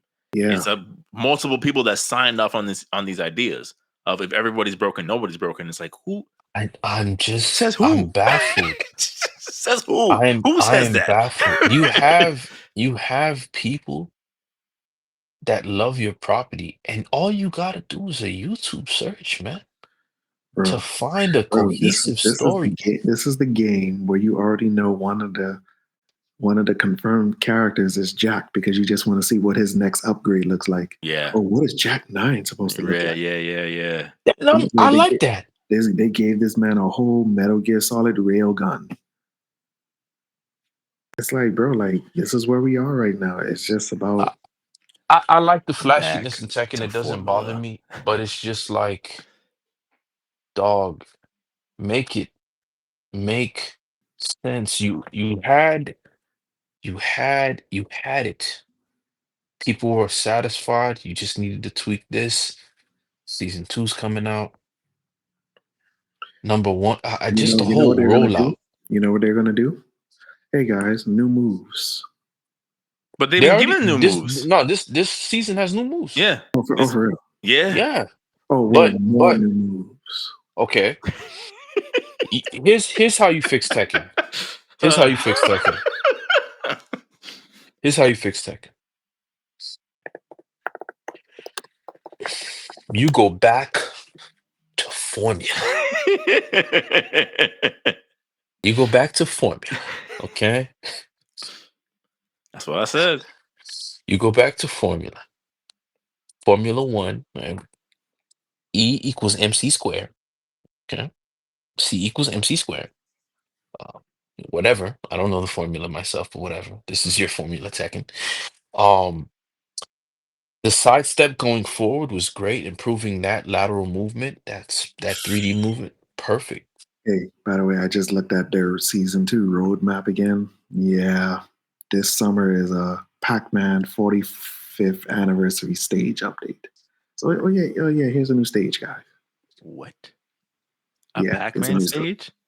Yeah, for Pac-Man's 45th anniversary. That's the next update. Is 45th birthday. Yeah, Some new underwear. a stage Some and Hanes also shirts. one returning character for the summer. Yeah. Pack it up. It's over. Get your things and get out. Oh, man. What's that song, man? That Like I said, Jeezy bro, song? like they are gonna do a minor update, 24, but it's 23. just I can hit a I beat. just kind of feel like the overall disappointment is like I feel like you've kind of learned from your other partners, your guys, and you're just reselling the stuff that we just bought already. And that's my main issue with them. And where did that bring Mhm. them? I saw the reactions to the Elena's trailer. It wasn't the most enthused. They weren't the happiest seeing that character model of Elena in Street Fighter 6. So I'm like, they're saying the blueprint you really want to follow. I was like, bro, you put shoes on her? Yeah. And then somebody even commented like, "Oh, are you and Akuma still friends?" Yeah. She got the Robin from One Piece haircut now. Yeah. I didn't hate it. I thought it was Street No, Fighter 6 style. no, Yeah, y'all wasn't feeling it? Wow. no, Mm-mm. no, bro. No. They're lucky. They're lucky that their competition is somehow managing to still do worse than them. Somehow. They're lucky that they still stumbling around in the dark because Tekken is just Nah, bro. They could have did better with that. And they will. Again, we're saying this knowing that they're going to improve on it. I just don't see a way in which it gets it back on they track. are going to give us, but her classic skin. Yeah, you already Keep know. it. Yeah, keep it. This is the same game that was charging you like $64 for the Ninja Turtle pack? Nah, fam. Hell nah. Yeah. No. It's No way. Take your pick at the bottom. Pretty much. Let me say this though. Like the flashiness in Tekken's fine. I don't have a problem with heat. I guess you just don't make it as strong, I guess, anymore. I kind of wish Tim played the game to kind of we would be able to converse a little No, bit I more. understand what you mean about the heat system. I Yeah. studied it. I don't hate it. I don't hate it I either. don't have a problem with comeback mechanics. I don't like I hate footsies. And I also hate 50-50s. I can see why people hate 50-50s. Makes sense. Mhm. I would do it until when I would turn it into thirds. That's just me. But giving people options like defensive mechanics, which is fine. But some people, I don't know why people want to play. Like I think if you want to play the game in a certain way, you have that option too. Also, I also wanted to go back to I think Maximilian said it the best. The characters actually having a personality. And yeah, Tim, this goes right along the lines of what you're saying with Virtual Fighter. Because not everybody's going to play that Akira guy the same way. Mm-hmm. You know, I miss the days to where everybody plays the Mishima's different. Like, oh, I never used the Electric God Fist. What? I gotta see this. You know, I think I should go back to those times. I want everybody to have their own personality. One of the problems I hate with games is when everybody uses the same combo. Well, I You think know, that's the issue with season 2 of like, well, why wouldn't you? Because now I can because this one tap give you. me most optimal damage. So Yeah. I'll just use one combo to beat you. I'll kick you right in that shin. That's the Mhm. type of player I am. Mhm. Bandit I wanna Keith win. energy. Yeah. This is Sparking Zero all over again. I am gonna pick Ultra Instinct Goku because I can automatically dodge. I'm just going to. I am picking Gogeta. Yes. Fam, but that's what I'm doing. I want to win. Well, you have a Goku level 9? Right. Yes, sir. Him being your favorite is not going to get done. This is not Fighter Z. All right. This is this What is favoritism. you got a Onyx Platinum hit? Wait, he's faster than Ultra Instinct 9 Goku in Super Saiyan form blue? Yeah, I'm picking it. Right. Items are on, you say. What, Well, Zeno's on the game? Zeno? What is it? Man. KO as soon as Yup. So for our PSS approved / discussion, because it wasn't like a unanimous thing, and I think it's one of those things where like it's more of a, are we giving this a thumbs up or were we just like more impressed than we thought we were gonna be? It is the Devil May Cry anime that just launched on Netflix. Oh my goodness! Now we've had our discussions in the group chat. Tim and I I'm seem to be ready. more on the same page than Dory I'm ready. was. Huh? I'm ready. But I want to open up for a discussion. Like, I mean, I will say, I want to go first. So actually, let me go first, only because I'm like, I know the least compared to you two guys. So I'm like, I can understand any of the feedback or negative feedback to someone that's more of a fan than I would be. From what I know of Devil May Cry, especially that it's set in a different universe, it was good to me. And that's all I got to say about that. Like, I enjoyed more than I disliked about it personally. So, Tim, take it away. Okay. I will say my pros and cons. My pros is this. I do feel like this is a good way for Capcom to actually course correct the series. Because first of all right, when you really understand Devil May Cry series, like the original timeline, it's a very messy story. Because first of all, okay, you're telling me that he's this demon hunter amongst humans, but in every single game, he's in an isolated place. Oh, Dante went to this island to fight this demon. Oh, Dante went to that island. Dante went to that island. It's like, so is he like Dante of the Caribbean? Like, So where's the collateral damage? And then, in the one game, you had this big Bloodborne looking ISK, and then you did it again with the last game. You made the story about, as a brother versus brother rivalry. And then you kind of kill off one brother in a way. But then you find out he has some bastard child out there. And you try to make him the new character. Oh, but people didn't like that. So you bring back the brother again. And then, okay, oh yeah, but then you make the son Mega Man to make him fight different. So this was definitely Capcom's way of, okay, because I do foresee that the way Devil May Cry 5 ended, you could leave it right there. That is a good standoff placement where you could just end it right there. And you I don't know. They probably won't, but you could potentially reboot the series. Now, yes, the reboot, there were some issues with it, but there were some good plot points as well. But then there was also some points that they wrote themselves into a hole. Like one of the biggest things about the reboot was they were not half devil, half human. They were half devil, half angel. They were Nephilim. So I was thinking, okay, so does that mean heaven will eventually get involved? So now you're dealing with two celestial forces. You're dealing with the demon realm and then you're dealing with the heaven realm. So like it kind of was giving me like vibes of Mortal Kombat, like chaos and order. Mm-hmm. But then of course, people weren't receptive to it, so it just got botched and thrown out. Now, to get back to this anime, okay, I like the Devil May Cry 3 Dante's Awakening vibe. Okay, I get that. I did not like the fact that he did not know he was half demon. I felt that was a poor choice. A little unnecessary to like. Yeah, it's like, bro, so you mean to tell me you just randomly think you could just do all this stuff? Regenerating from a head wound is nothing. Like come on, what? Like, come on, bro. And then the whole fact that he didn't know Virgil was alive, because I was like, all right, that was a bit off. It was a bit off, but I understood it. Because first of all, like, all right, when you understand the true Devil May Cry 3 game, I was like, oh yeah, Virgil, we haven't seen each other in years, but let's fight. But then my thing about it is, I feel like what they did with this one, that he thought Virgil was dead, that it adds a bit more mystery of he wants to find Virgil, but Virgil ain't really checking for you. Mm-hmm. Because it makes sense. Like, he was captured by Mundus as a young age, and he was molded by Mundus for so many years that, yes, the next time we fight, bro, is to the death. So I understood that part to a degree.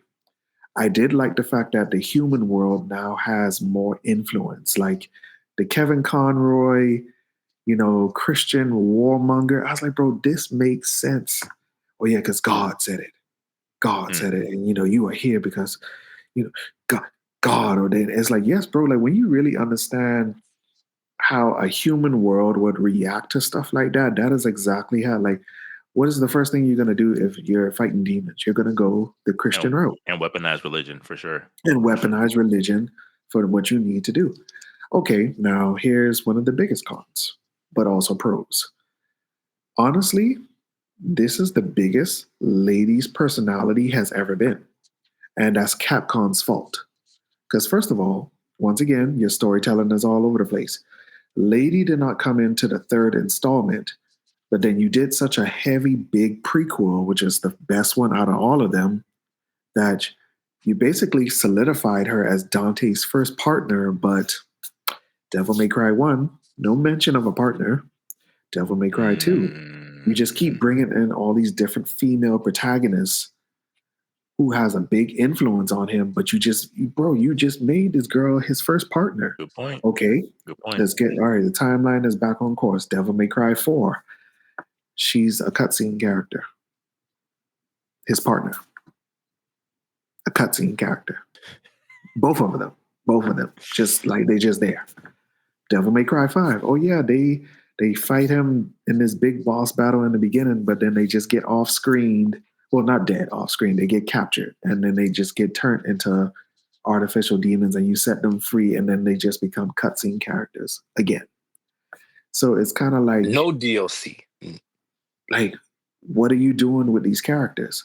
Now, Her story, I'll give it a thumbs up.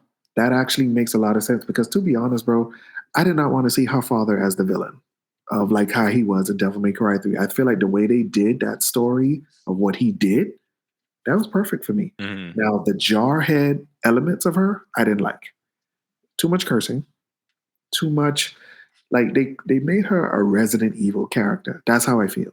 But then that's also another Easter egg. Apparently, Devil May Cry and what happened in Raccoon City are a shared universe. So I guess Capcom is making their own shared Are you universe. serious? It was quirky. Do I want to see it? No. Just you can keep it as an Easter egg. You can keep it as an Easter egg. You can keep it as an Easter egg, and we'll just like hockey key and just keep it going. Sure. But yeah, I didn't like the jarhead elements. I did not like the jarhead elements, but I understood her as a jarhead character. Because remember what the Right Rabbit said about orphans. You've lost everything. So that means you could be molded by anything else. Because even when she knew, like, supporting Kevin Conroy, like, Christian Warmonger was wrong, she still did it because it's programming. Mm-hmm. This is all she knows. This is the only thing that drives her. So, like, well, when she betrayed Dante, she's going to feel bad for it.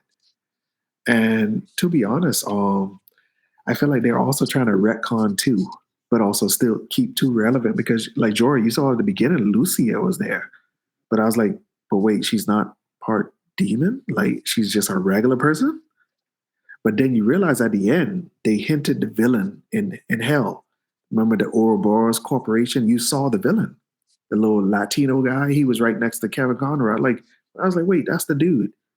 So I guess they're trying to like mold different elements from each game in it. Like, to be honest, the villain choices, they were great to me. Like, yes, one person. As a casual viewer, I like the rabbit. I don't know. The rabbit was great. He was great. The other side villains, they made sense. One of them was a bit far-fetched, but you could easily retcon that story. Like Cavalier Angelo. See, basically, they're saying Cavalier Angelo was created after, Nello Angelo, which is Virgil, like a Dark Knight modeled after his style. But to be honest, that could easily be retconned. Like, let's just say, oh, he's one of the Knights of Mundus. And it could work. It could honestly work. It could honestly work. You got two iconic ones from Devil May Cry 3. You have one iconic one from Devil May Cry 1. You had the most iconic one that we got from Devil May Cry 4, which was the little grass Pokemon dragon demon. And Cavalier Angelo, it worked. Now my biggest drawback is like, so where are the devil arms, Dante? Like, you kind of hinted it when you was doing the motorcycle chase when you took Agni. And like, no, bro, those are supposed to be your swords. And that was the style of Dante that I really liked. Like, you could, even when the little the troopers said that, like, oh yeah, there's different classifications of demons. Like, okay, if level 4 demons, every time you defeat them, you get a gift. So like, you're killing some of these people, but where are the gifts? Like, you even hinted it in the motorcycle chase when he slapped them with the motorcycle. Like, no, Cavalier Angelo was supposed to be your motorcycle because that's what happens in the game. Like, when you defeat him, he turns into like a heavy metal motorcycle and you get it as a devil arm. So it's your motorcycle, but also a weapon. And then, so when Lady killed Echidna, maybe she could have got a weapon because in one of the games, she actually does get a devil arm for defeating a high level demon. And it's like, that's part of the Devil May Cry flair. That's just, I kind of feel like you kind of just botched. But the overall story, very cohesive. Even when they did the villain's backstory, like, bro, that whole episode of no dialogue until the end, that was beautiful. Like, you're so tuned in. Now, the end, I didn't like he turned into a hulking monster. I was like, bro, please don't turn into a hulking monster. Because I feel like he has such a finesse. Like, I felt like, real talk, he had a very a quirky Eisen-like finesse to me. I felt like he should have been like a chimera type of demon, but like still kept that very sleek demeanor. Like, when he took off his mask and he had the little green hair drip with the open heart, like, that was a vibe to me. That was a vibe. He was legit to me. So yeah, bro, I mean, honestly, I do feel like it's a lot of course correction. They're trying to make better sense of this story. Now, yes, there were certain parts that just didn't kind of make sense, but hopefully they fix it for season 2, because especially the devil arms. That's one thing a lot of people was talking about. Like, yo, like, why are you skipping over all of his weapons? And then the whole fact that his weapons break. I'm like, no, bro. There's no way you're telling me in the midst of a fight he's breaking his guns. Like, last time I checked, aren't those like, wasn't those gifts from his father? Like, But those aren't those same guns, from what I Yeah, that's understand. not Ebony and Ivory. Yeah, those aren't those. So he Fix hasn't it. got them yet. Fix it, because that was kind of like a weird drawback to me. Is like, huh? But like I said, bro, or even the motivation for his double trigger. I was like, this doesn't seem, from what I know, I'm like, this doesn't seem accurate at all. Did it work? It did. It did. It worked. It did. It worked. It worked.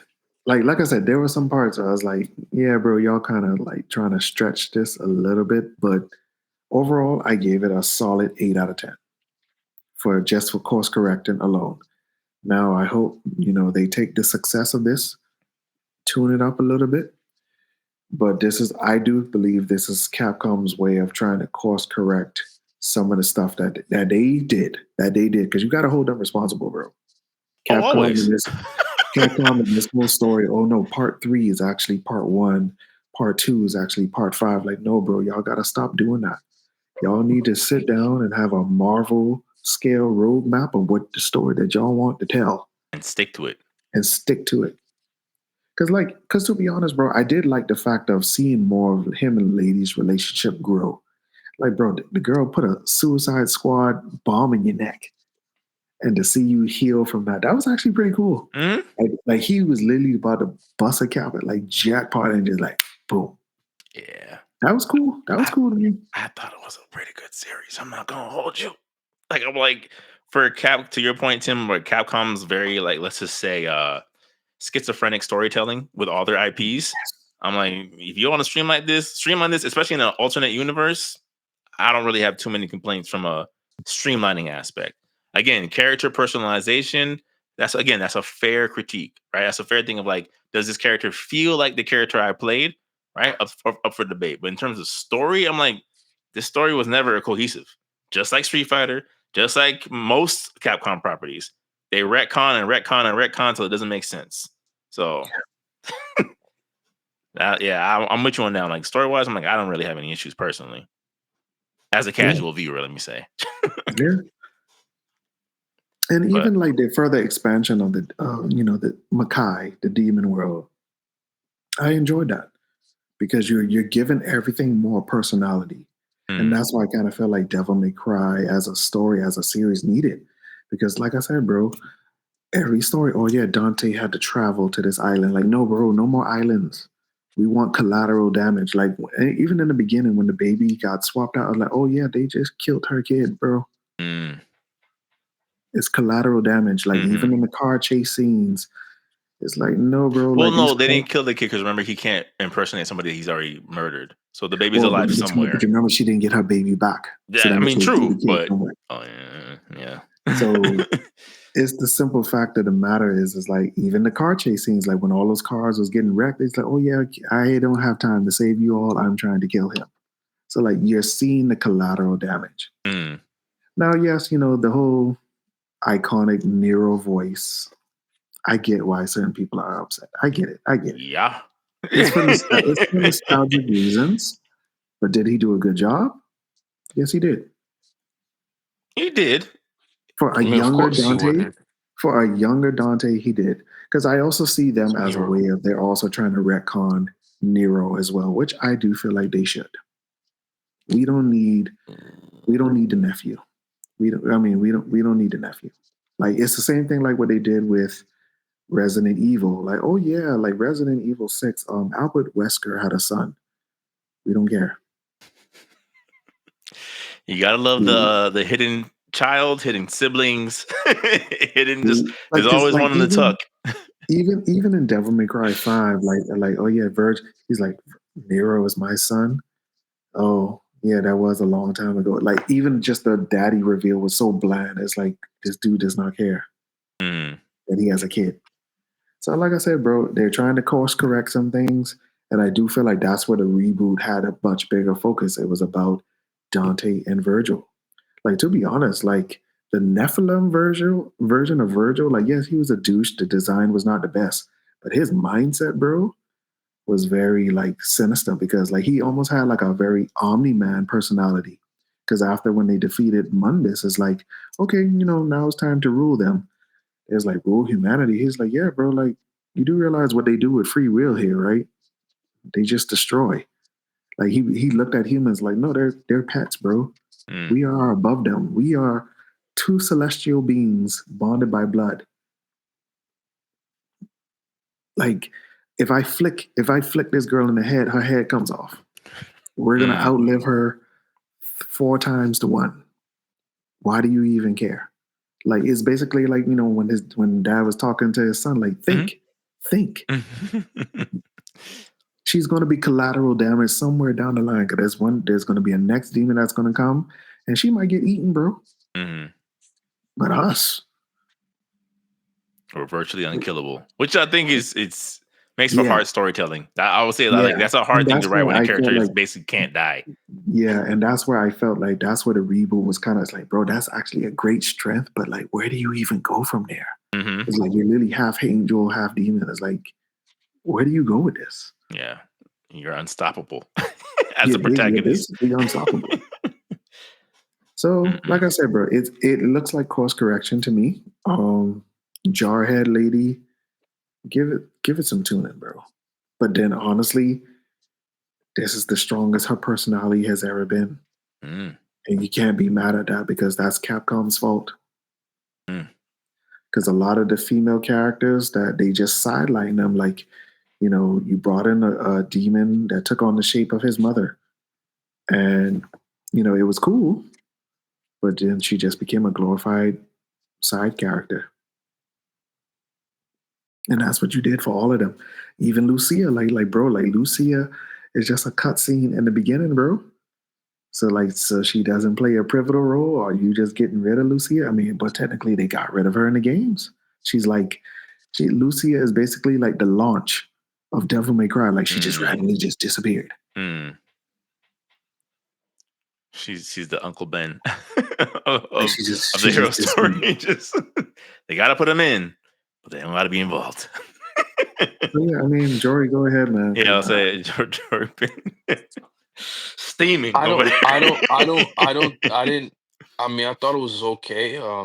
I don't like it more than I like it. I don't think Capcom is trying to. I think it's just a bunch of random stuff that Adi Shankar probably looked on a list and just checked off and said, "Let's make this an amalgamation." It does not feel intentional. It just happened to work for the people who aren't involved or are doing imaginary feelings. That's what to me it felt like. I did not feel because there's certain things to me that didn't make sense if you really wanted to reboot. Like, number one, why would you even change the voice actor for Dante if you really wanted to reboot and trying to because it's the ultimate parallel universe thing to me is just a scapegoat for you to break certain rules of not being cohesive, but the story is not cohesive. But No, that's but what I'm trying to say, bro. The thing is, okay, so if I'm gonna do 3, let me just start off from 3 and then make it make sense along the way. That's just a no-brainer But if then, I'm gonna bro, they do that. can't do 1 for 1. They can't No, I'm do not it. asking for you don't have to do a 1 for 1. Like this is where you hired me as a $1 million creative, and I could change some things along the way and like, oh, okay, this is not quite like how I remembered it, but that's fine. Oh, that's okay because it's an animation interpretation. Um, I don't think he purposely did. I think that's why he did what he did, and that's why it came out the way it did because he wanted to have his own liberties on how to, direct or how to go about the storyline. One, I didn't like. I don't have a problem with Johnny Young Bosch, but you should have just did a Nero story if that was the case. You understand? No. I don't think.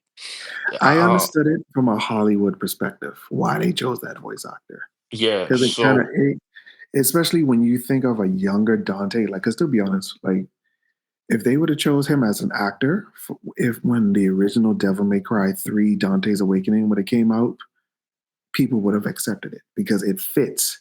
It fits. His voice actor, it kind of does fit. It really does. It kind of does. I think you should have just hired the Is original that person actor. even alive? Because, Yeah. bro, you gotta also realize, bro, some of these people, I Yeah. didn't even know Kisami's actor was dead until I Anthony told me. I know Mm-hmm. for a fact. His name is Ruben Landon. He did the voice of Ken from Street Fighter 4. Same actor. He's still alive. He did the choreography for a lot of the Power Rangers. He's alive and Okay. well. Yeah. I think they should have selected him because he was, to me, he's the reason why he's Dante through Dante 3 and Devil May Cry 4, which to me is the best version of Dante. I don't agree with you saying this is the best version of Lady because all the Lady you could have ever gotten was displayed best in 3. Yeah.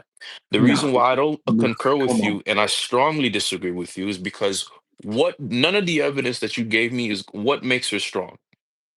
Why do you say she's a strong character? Because with Lady from part 3, you had a whole character arc, right?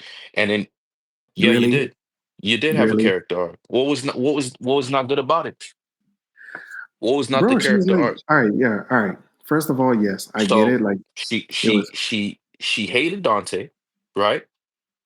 They fought a lot. They fought through just like how they did now.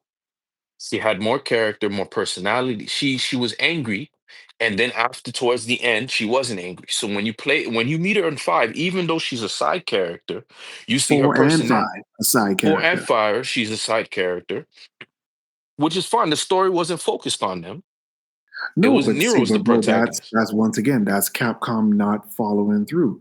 Because like I said, like, yes, she had a good personality for 3, but it didn't go anywhere. And that's what I'm saying. Overall, for And these 8 episodes, this when is the you strongest her character has ever been. Because so first of where did her all, character go in this one, the it Netflix one? actually had a few a bit more depth. Like it had a very cinematic, like, because when What was I deep look at about it, her? bro, it is a little bit realistic for me. Like, okay, Hmm. you're in this world that is occupied by demons that you're sharing with. And that's why I said the human world has a much bigger focus now. No more isolated island. There That's a was one check for me. I agree with you, but there was a better way, and you had different animes that did it better than it having a demon civilization from a different portal realm. You could have taken from Cowboy Bebop, you could have taken from Vash the Stampede, and you could have used that and kind of like, oh, okay, we got a demon faction here. These guys are okay. It's a little bit of the Wild Wild West. You could have pulled elements from Helsing that where they didn't have to go to some. They didn't have to pull. You But could have then, Joey, you not could have treated. everybody pulls from other things. And then that's what I'm saying. Like, I bro, like, yes, the I just Jarhead didn't. stuff, I didn't like. I didn't like Yeah, the excessive cursing. I did not like that whatsoever. I did feel that was a very, like, they gave her kind of like a template It was now, very but then cliche I in would that say her aspect. story elements of like her father, her ambitions, and what drove her, that was much better. And I feel that that aspect of her has much more depth because first of all, like I said earlier, it's Capcom's fault. Like you yourself, like, because I get it, not everybody has Hideo Kojima's level of storytelling because till this day, there's still parts from Snake Eater that you see echo throughout the whole series because they planned it better. But then there were some parts that from Dante's Awakening that it was just Dante's Awakening and it just falls completely flat from there. And that's what I'm saying. Like, you built up this character just for you to just drop them. Like it's typical Capcom faction, bro.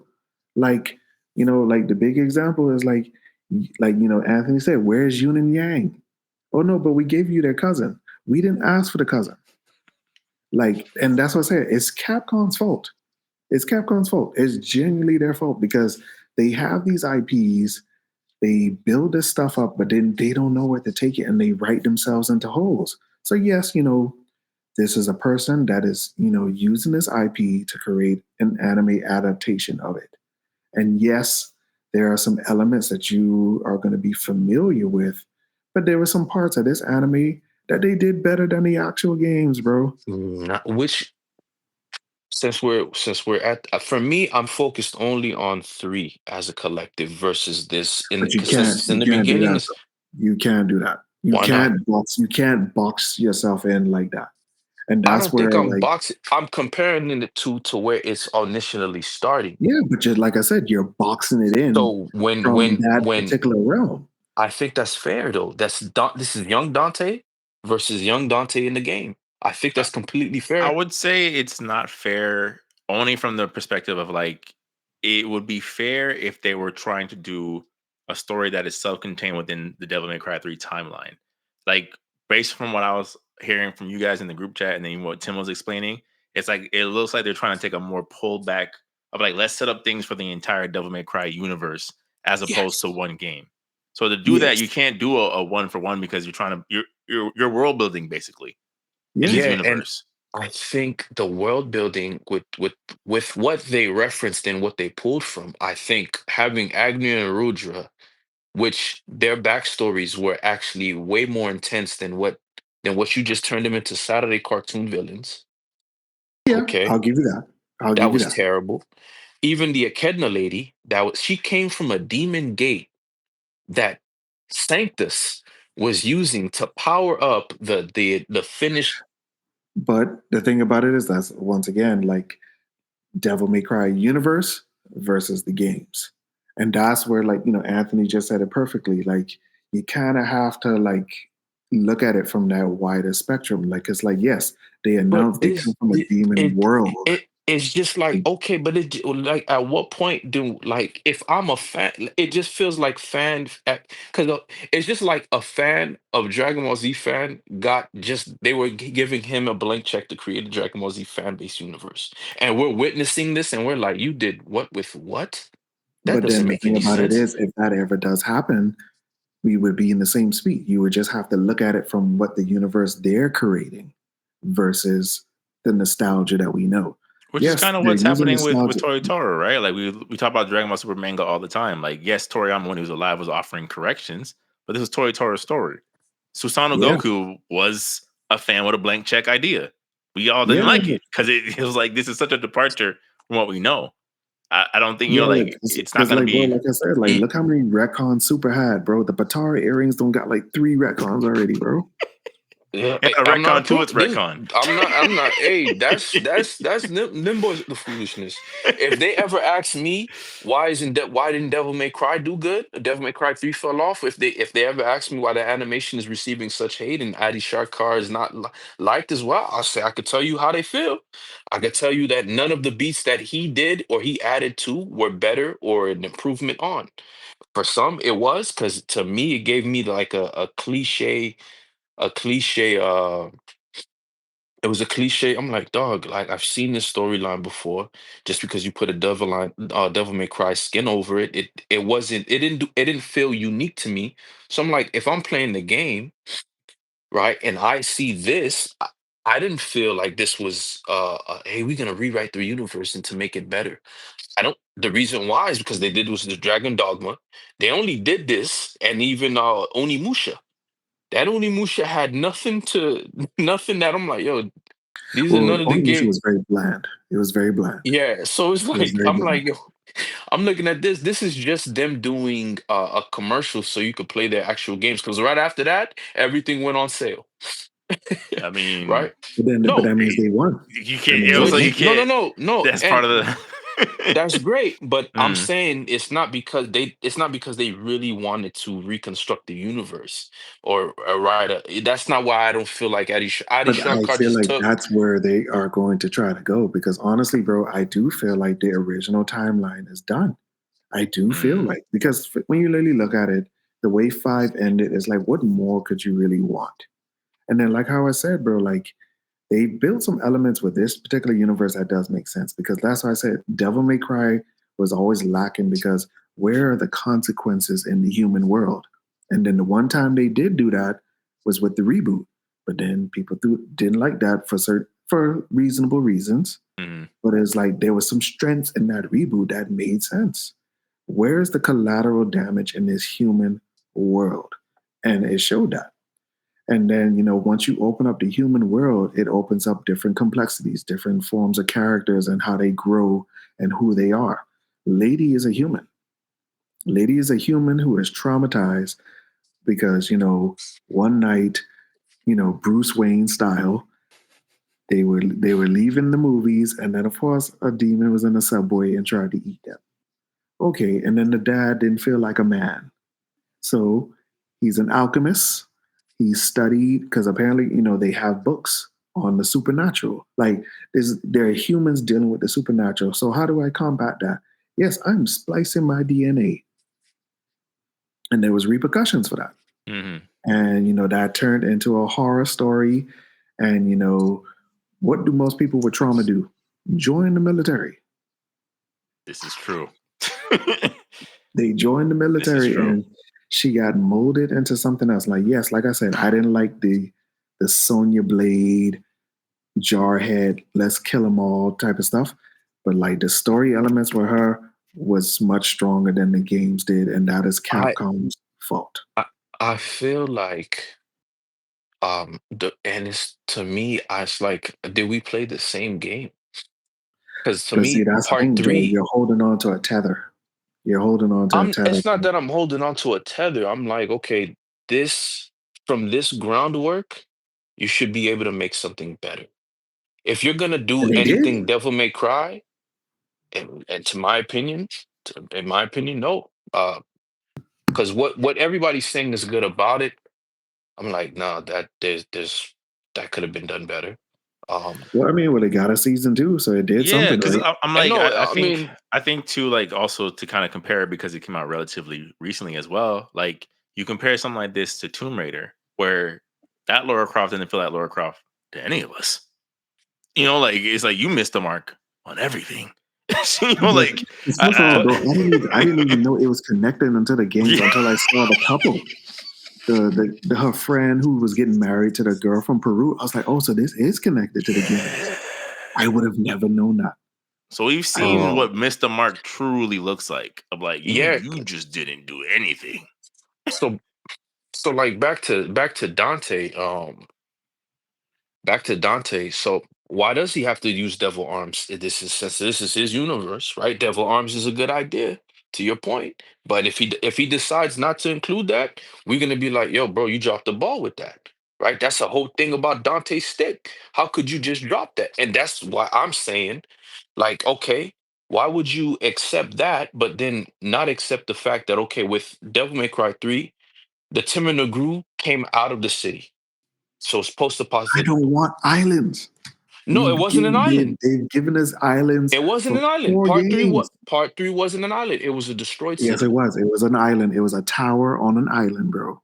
No. Look at the actual bio, It came there's a tower on an island. It came out of the ground in the city streets. Okay, I can give you the cutscene. You're fighting in front of a strip club. The way to get to the thing, you have to go through an abolished city. You pass through a gate. It wasn't part 1 was an island. Part 3, you were in the middle of a city, a town with cars, motorcycles, strip clubs. But did it have collateral damage? No. It was just bloodborne. And just like how you said, you don't like that. So like there was no consequences. It's like, okay, a tower just comes out of nowhere, and what happens to the humans? That's fine. They addressed that in part 5, but we're not gonna go to part 5. We'll focus on 3. For whatever reason, I'll just say that's budget. I'll just say that's budget. But I was basically saying like that the issue with Devil May Cry is there's always these isolated areas. I agree. And then 100%, maybe because but due to the technology around the time, well, actually, you can't even say that because you got Grand Theft Auto. But like, it's just like, yes, it's an isolated demon slashing world. But then in this story, no, there are consequences. And those consequences are fine. I'm not saying you don't have to have them. Then you also have to include them in the story, Jory. No, I'm not. Yeah, okay, that's cool. So with this, you take the opportunity. Okay, you add your collateral damage. Lady's story is embellished because I think the only reason why you would say that is because you saw her childhood. which if you paid attention to even in part 3, she says that, and she does that. They do it in an Says effective way that to to where do you don't have what to. with it? To do what with it? To become a cutscene character. But you're And that's looking what I'm at saying, this. bro. Like, But you're looking at you got this 8 in the. episodes with her where it's fleshed out. You have 1 game with her just for it to fall flat. And that's it. And that, like I said, it's Capcom's fault. Within those 8 episodes, you could 8 episodes game 3, and you'll have a consistent No, story. but see, that's where I go back to what I'm saying. You keep trying to box it into 3 and not the universe, bro. And that's what I said. These anime adaptations have made it very clear. We are going to use familiar elements. Yes. I Are still we going to follow a one for that's the one? people's argument. No. With very little, Lady is still better than the one presented in Devil May Cry 4. Okay. That's what Okay. everybody's trying to say. You using the universal comparison, I don't think is fair, because you've seen the incomplete body of work.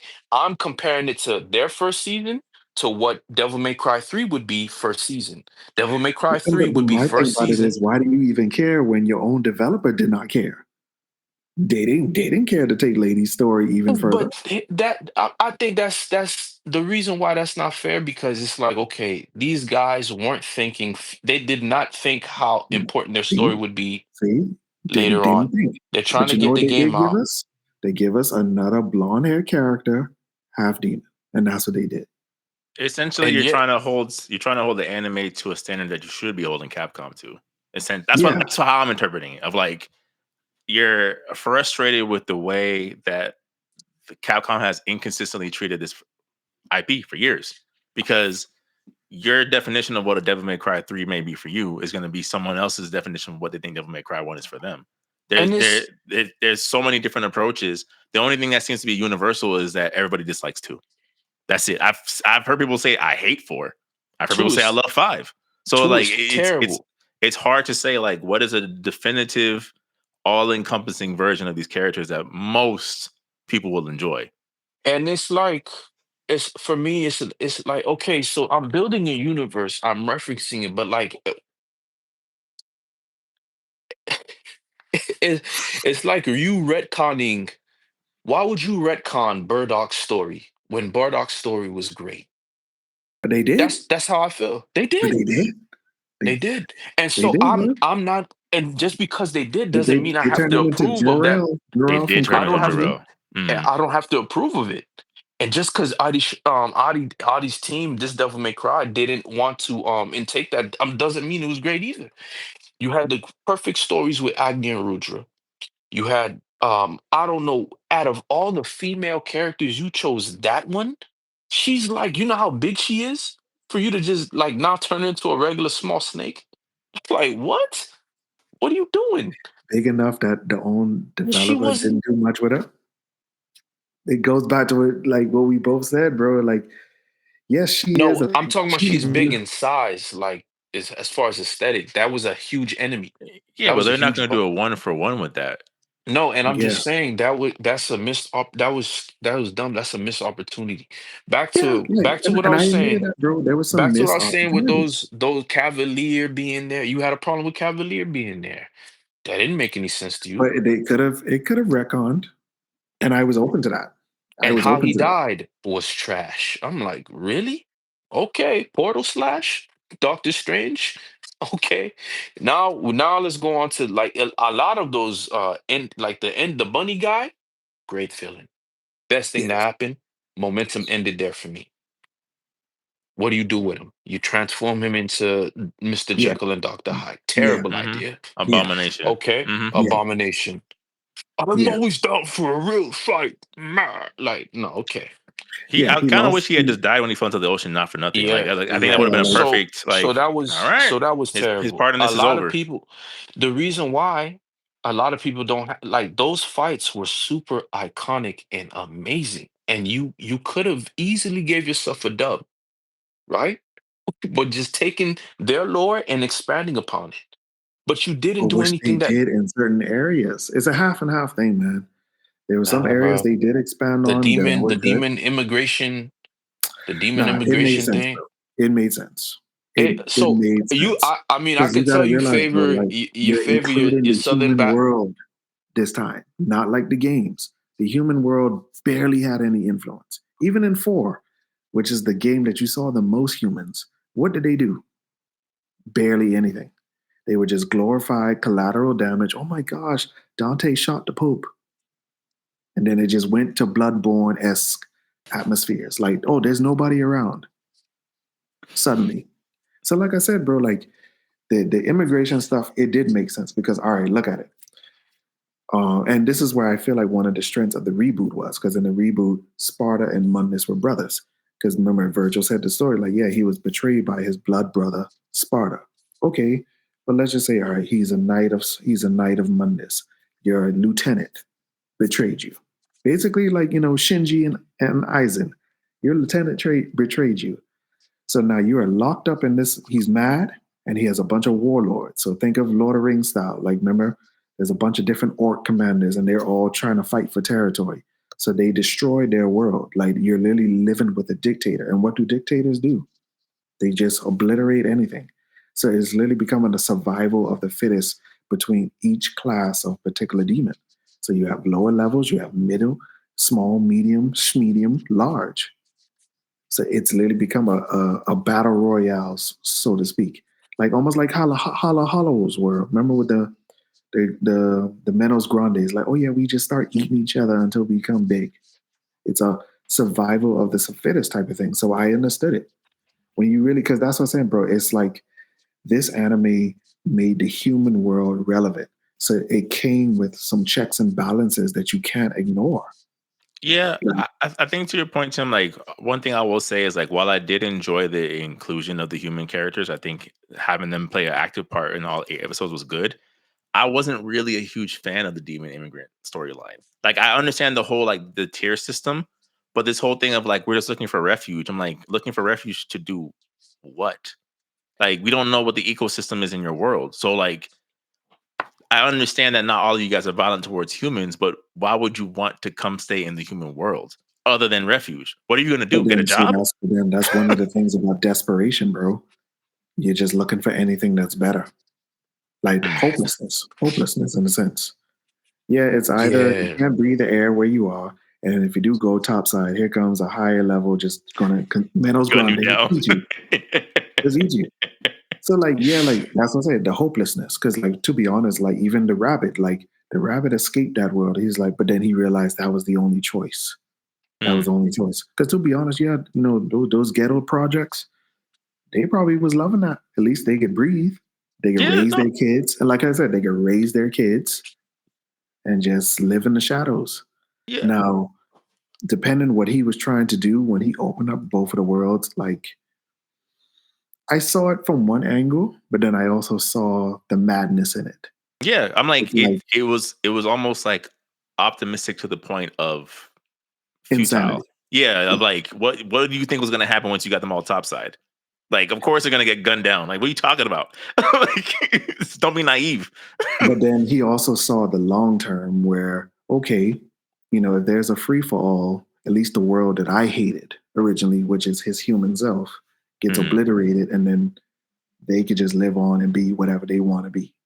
But at least I guess he looks at it, he kind of looks like himself, like almost like Sparta. Sparta did this to us, so let me do my own version to kind of At least start the even the conversation. score in a sense. Yeah. But like I said, it's optimism to the point of insanity. So I kind of understood it, and because it kind of goes with along the Allison in Wonderland theme, insanity. So like I said, bro, like there were some parts that it was just, I wouldn't have done that, but it got season 2 is greenlit, and the numbers are still growing for the anime, so that's what they care about. At the end of the day, they won. The sales are up. They won. So now I hope, yes, due to some honest feedback, I hope they improve some things for 2, because especially the way how 2 is going to look. Well, of course, Virgil sold separately, so they're already going to give us, oh yeah, Virgil's going to be in it. Relax, guys. They'll probably drop a Virgil prequel at the rate they're going. My thing about it is, So is Mundus technically going to be the next like villain? Because you hinted the villain from 2 next to Kevin Conroy. So I think it's going to be kind of like they're going to be using elements of 1 and 2 together in a sense. So like I said, they're using these anime adaptations, they're using familiar elements to build their own universe. And honestly, ain't really nothing you can do about it.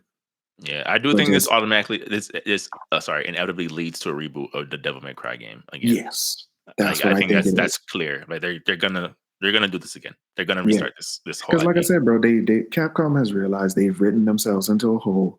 And then to your point, George, you've said it. Even for some of their other properties, just reboot it. Just reboot it and do it better. Now, yes, if this reboot comes, can you hear me now? Yeah. If this reboot comes, do Lady better and do her justice, please. That's all I say. Yeah, Lady. All the characters, like whoever you decide to bring in, do them justice, bro. Just do them justice. Don't hype us up just for them to be cutscenes later down the line. That's all I'm saying. I get what you're saying. Man, there's a lot of the rabbit hires a bunch of dudes for what? Was he trying to feed the sword in the beginning of the episode? And then he guns down slices everybody with force edge. Why didn't you just show up and get the blade? I mean, he's crazy. It's theatrics, bro. It's theatrics. He even said he's like the human being's desire for bloodshed. Like he's making fun of like the humankind's like desire for greed and murder and gain, essentially. Okay. So that's why he did it.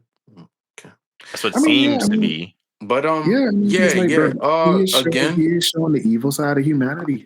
I just don't. The rabbit was great. He was menacing. Did I like the CIA level demon world?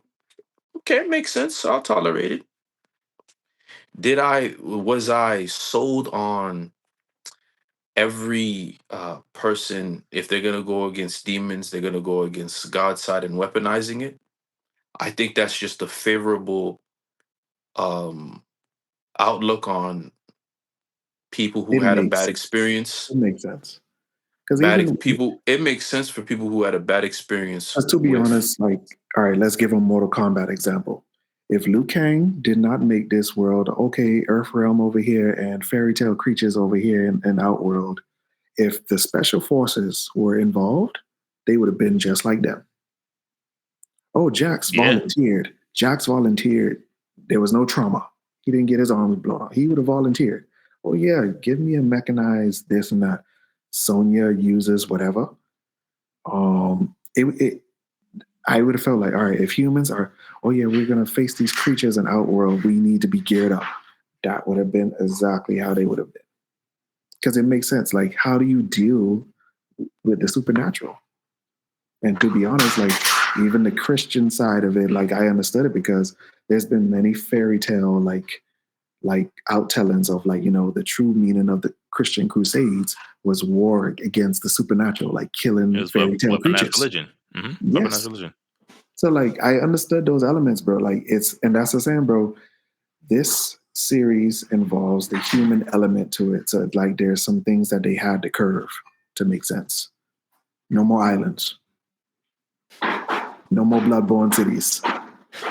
And you just had to really make the best of it, the best way possible. All right, so gentlemen, closing thoughts because it looks like my laptop is about to give up the ghost. Yeah. Any last sentences before we go? Season 2. That's all I'm saying. Yes, Frank, any closing thoughts?